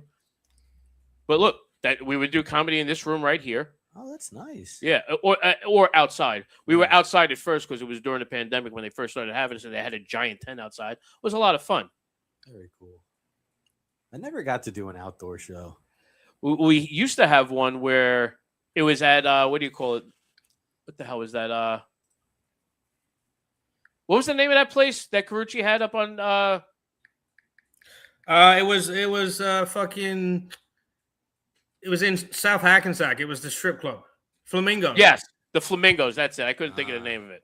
Which, oddly, a lot of fun. When you get a bunch of female comics that want to hang out at a strip club, it kind of throws off the dynamic, but not really at the same time. Because they're like, "Oh my god, this was so much fun hanging out at the strip club." Because especially there and like even at Betty's, like that's what Betty's is like. they feel better because they look better than the girls upstairs.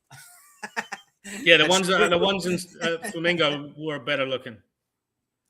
No, they were better looking than that. I don't know about that. They were pretty terrible. My favorite thing that happened at that Flamingo strip club was do you remember Mario Gentile, Chris? Oh God, yes.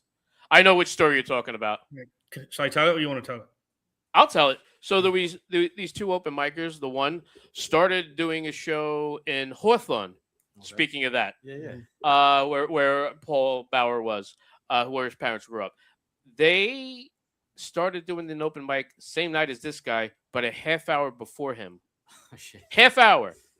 And it's like, so people were going there first and nobody was going to his mic anymore. And this guy was like, he had some like decent credits behind him. Like he's done some shit before. Not anymore. And not on the best swing of his career at that moment. But he was like, yeah, for whatever reason he was doing whatever. And he's like, I got this. He's like, and you cocksuckers came and stole my thunder over here, and I've been doing this. And he's like, because he was doing that room for like 15 years at that point, and nobody was going anymore. Yeah, but he also said I was drinking for free, and you took away my fucking.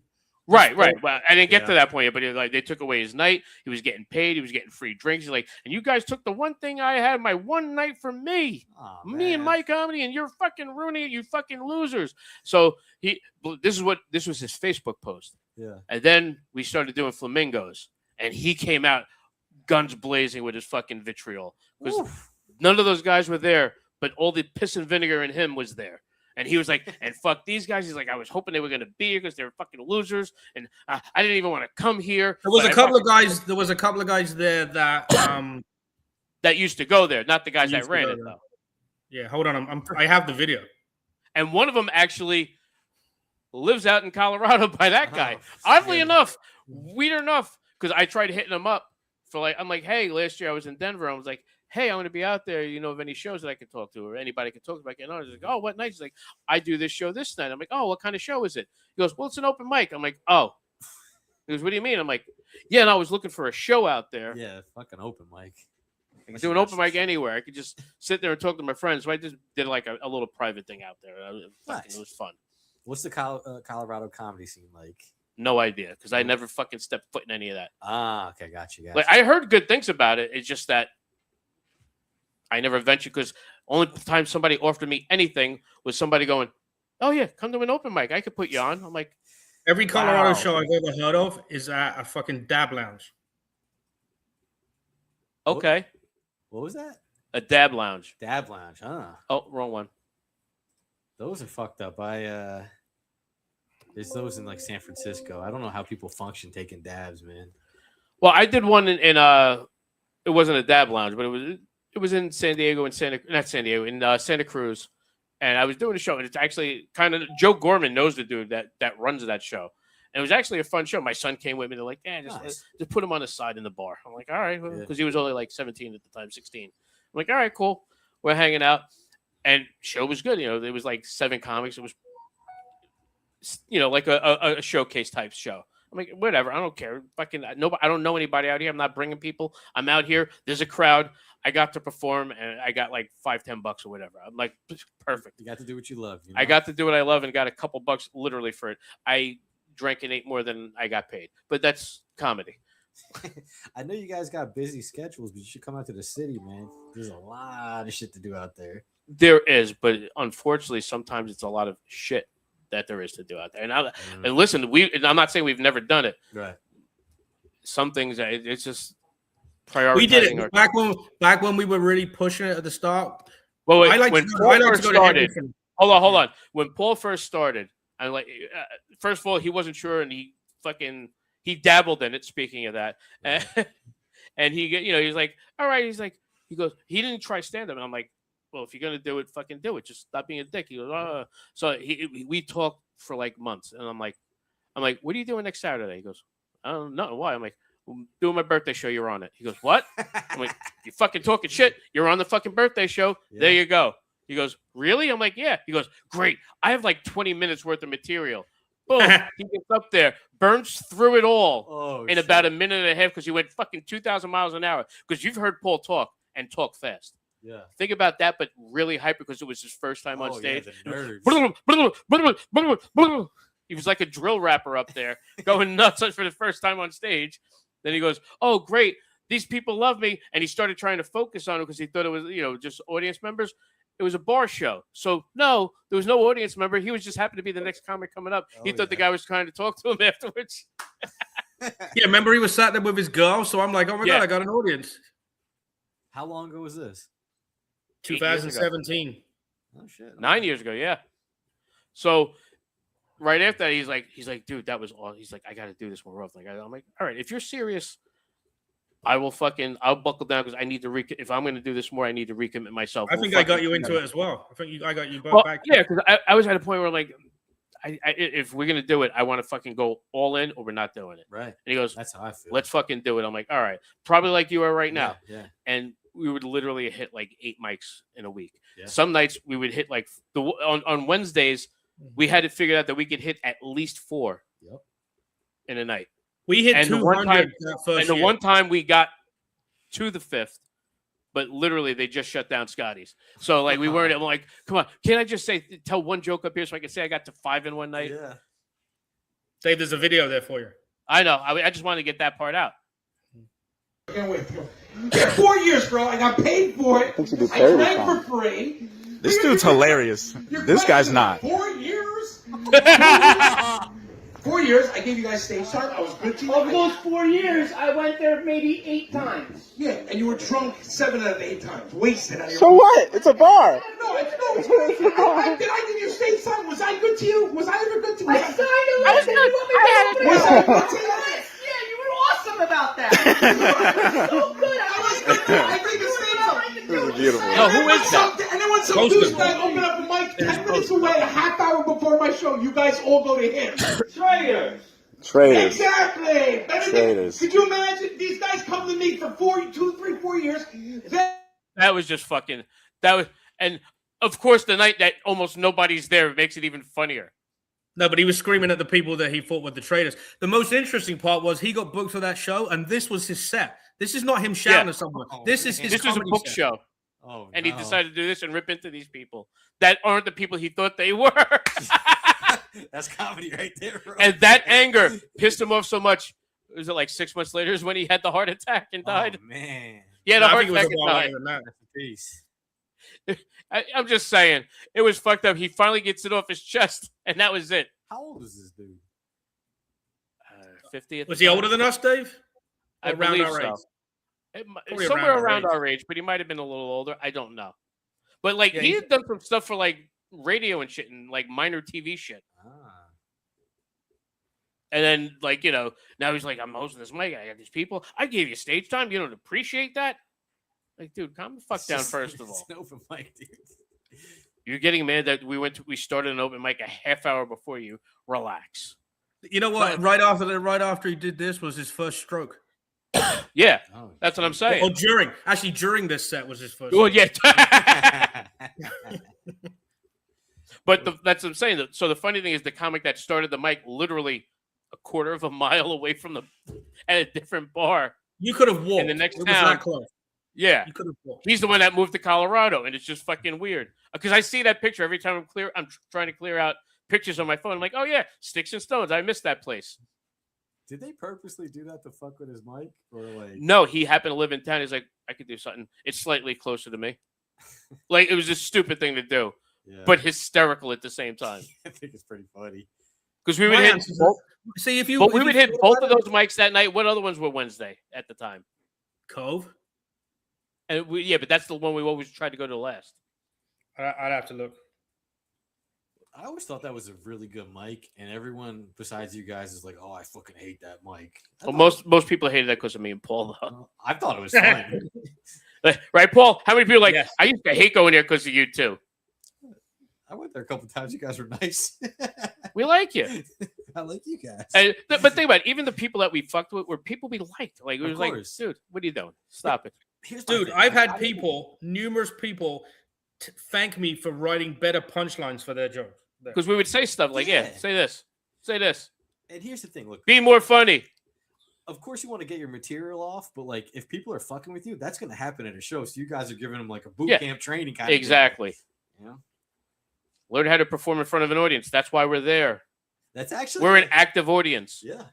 If you're funny, we're gonna laugh. If you're not funny, I still may be a dick and give a bad laugh at your joke. Yeah. Like we have a friend of ours that we mentioned earlier. His I can't call her his wife. They've just been together like 6 years. But no, he lives with her. She pays the rent. Oh, that's the whole dynamic. Right. And part of that is he's not allowed to do comedy anymore. Do I know? No. Okay. Because it's been like 5 years since he's hit a stage. Dang. So she like you were in that situation where you got cut off from your fucking passion. And now he's like that, but he's kind of okay with it. And in his defense, he wasn't that funny. He was a better producer than comedian. Right, Paul? Yes. So I'm not ignoring you guys. I'm looking through the old videos to see if I can tell you whatever mics were that day. I know. So he goes. So he was like, oh, he went up there, and every now and then, if you were there, you've seen me. I would laugh at something that you thought you were trying to be, and you knew it was stupid. Like when you tell a joke that you know isn't funny, and you go up and you still tell it. Yeah. I'm gonna laugh at it and let you know that it's stupid when I do. That's like my whole first 6 months of comedy. Yeah. And he turned out to be the comedian. Fucking right. Pretty funny, though. I saw that Hodge's uncomfortable laugh as his house value went down when he mentioned that he's moving next door to him. and what about Zach? Thanks, Zach, for that. That's the first show I ever did. That was his first time on stage. Oh shit. That's my first time. Yeah. What was your first time, Dave? I took a comedy writing class in the city many years ago, and I was at Caroline's. It was like a thing. Actually, hold on a second. Let me find it while we're talking about it. But I did that. I'm like, okay, let's fucking see where we could go with this. Hold on, let me see. No, I think. Dave, did we start at Broadway Comedy Club that night when we did 5? I think that might be. No, that was it. Yes, you're right. We were at Broadway that night. The one we tried to do 5, but there was another one because we used to do 4 of them all the time. And I'm trying to remember fucking. There was one upstairs above a brewery, or that's one place. Yes, in Carteret. At what the hell was the name of it? At the station. And that was actually a lot of fun too. All right, that's not it. I don't know where it could be. Do you know where my Caroline's video is? Yeah, I probably have it here. All right, I was just looking for it. I don't know where the fuck it is. Got Paul's headshots. I don't know why you still have a bunch of your headshots on here, but probably because we were doing flyers. Also from when because we filmed a lot of it between my house and the fucking school across the street because there's a nice brick wall. Right. So we were able to do that, and I'm like, oh, cool. Let's figure this out. Hold on a second. I can't fucking find it now. That sucks. You're done. Oh, there we go. This is my first time on stage. Moving and grooving! Very, very, very funny guy. Come to the stage. Please give him a warm Caroline's welcome, Dave Hochnowski. You got the name up there. I can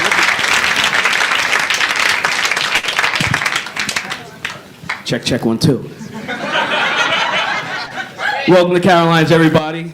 New York, top of the food chain. I'm originally from Jersey. Anybody from Jersey here? Those are like my rave names. the Garden black State and the white racing for stripes. people growing toxic waste. Babe, People you look love like you paying went up there tolls for a every bet. 30 feet. You I look didn't like hear you what went you up there for a bet in amongst a bunch of drunk friends. Bro, you fucking World you have to pay to get into. No matter what angle you're coming from, you come off the boat, you got to pay your dock fee. You fly in, you're paying landing fees, airport fees. Come over to George Paying Washington, for that $10 shirt. now, I think. I don't even know.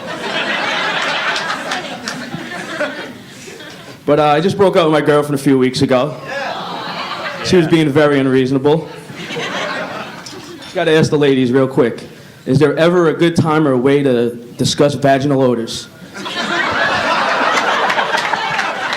I was telling her how nasty her sister's pussy stunk. And it didn't taste good either, so. But I tried to reassure her.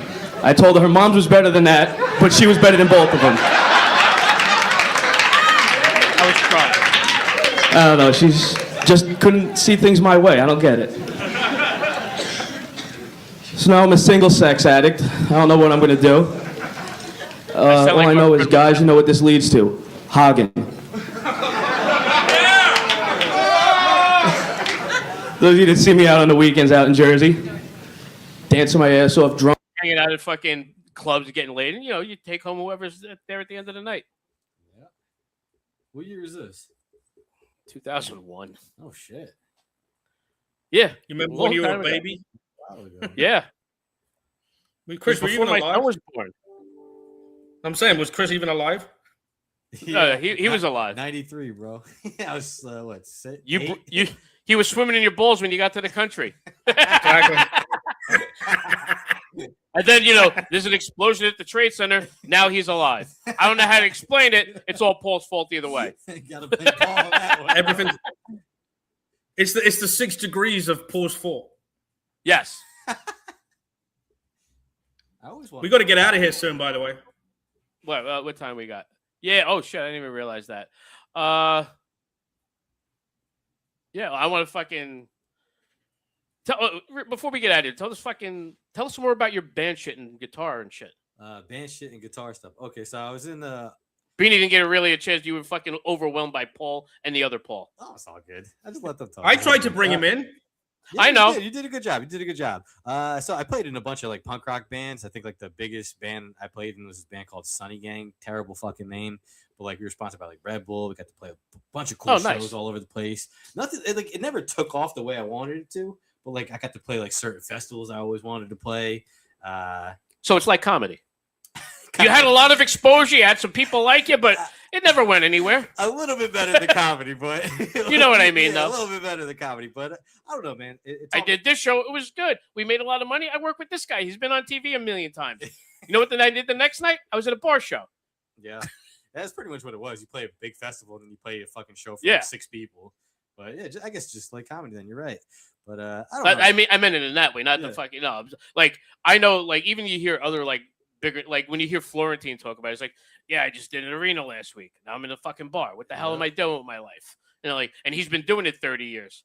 It was cool to see Florentine and Betty's because Yeah. I mean, he's a cool dude, but like any dude like his level, I thought they would be a dick.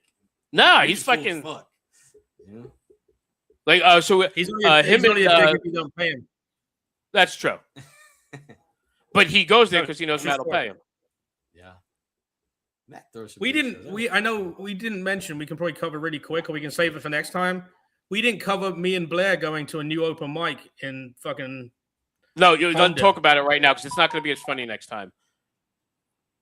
Is that when he passed out? Yeah, Yeah. cool. Because Man. you're not going to be here Yeah, for a true. couple weeks, so we got to get this done now. So he had 2 epileptic fits, and Last we had Thursday. to carry him outside and lay him on the floor outside because it was better than being inside because of the air. And fucking, he didn't want to go to the hospital, and the cops like, what the fuck? He's like, the nurse woman or whatever, or EMT. She's like, oh, he doesn't have to go. And I'm like, hold on a second. I goes, what does his blood pressure say? 63/36. I thought it was slightly higher than that. I thought it was 68 No. over 36. No. I don't even know what that equates to. Normal is 130 over 80. Oh, okay. That's bad. Yeah. Yeah. Yeah. So I told the cop, "Can you turn around and look the other way? Because I'm gonna throw this fucking asshole in the ambulance right now." Mhm. So then I sat in the hospital for fucking 4 hours.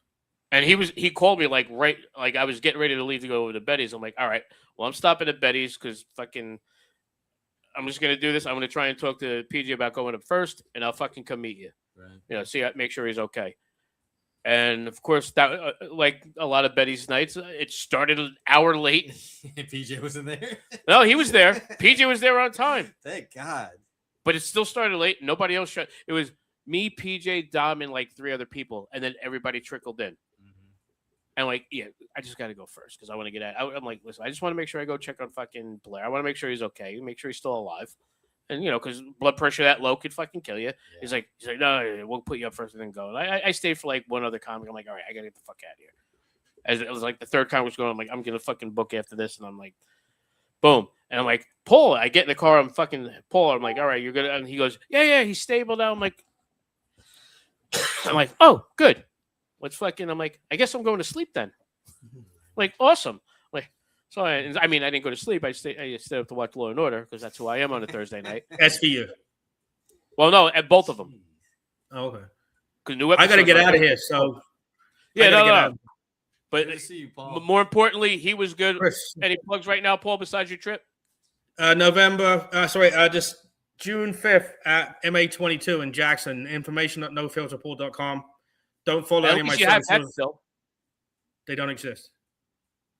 But I'm just saying, at least you still have the website. Yeah, I got that. TikTok I still got. Twitter I still got. Threads I don't because that's owned by Instagram.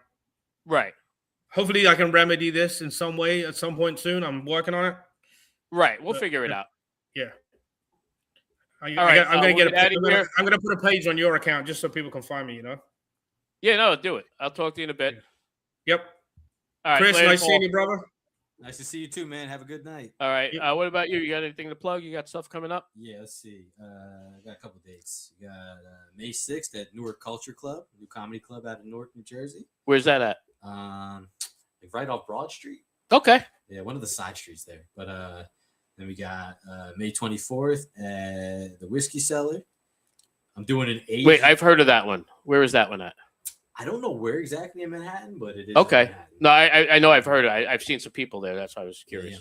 And then I got June 12th at Broadway Comedy Club. I'm doing an all Asian show. I barely fit that Asian status quo, but they're throwing me in there. They wanted a different type of Asian for that one. Asian, a deep Asian. Listen, you got to have whatever you can every now and then. So, dude, this was fun. I would definitely want to have you back. You're always a fucking cool dude to talk to. So. When I told my girl, she only met you that one time, right? Yeah. But she's like, I love his energy. Go have a great fucking time. Yeah, if I can. Yeah, hopefully she tuned in. Hopefully she didn't. Same time. And I mean in the most positive way possible. Well, she's in NA and she was in a meeting, so she didn't tune in. But she will listen later on. Right. Like my whole thing is, my wife gets, like I said, oh, did I fucking click out of it altogether? All right, well, that just makes sense. Like my wife will like click in. She leaves messages like because she knows I'm a degenerate. Yeah. And she's like, oh, what's going on? And I'm like, oh, we got the show. We were talking about this. And because she'll tune in, it's like, why would you say that? And she doesn't even get to where, I'm like, did you hear the whole joke? I'm like, we were just talking about this. I'm like, yeah, my wife gets like that. Thanks, Blair. Glad you're better. I'm like, hey, baby, because she wants to make sure. I like that. Yeah. Every now and then, but if it's something that like she's interested in, she'll sit there and fucking comment for like 20 minutes. Then she's like, she has what I call Trey DD because her name's Tracy. Trey DD. You ever tell her that? Oh, all the time. Funny as fuck. And now that we're married, I'm like, now that we're married, it's Trey HD. Yeah. Tracy Hodge HD. There you go. It wins is all I'm saying. What the hell is this for? Thank you for having me, bro. No, it's definitely not a problem. Dude, anytime. I will probably see you if you're there Thursday. Yep. And if not, I will see you either way kind of soon. Thursday. Betty's? Yeah. I might be there. If not, I will see you soon either way. Yeah. It was awesome having you. Yeah. And I'm going to get my fucking outro music going so we can say goodnight to everybody. Good night, everybody.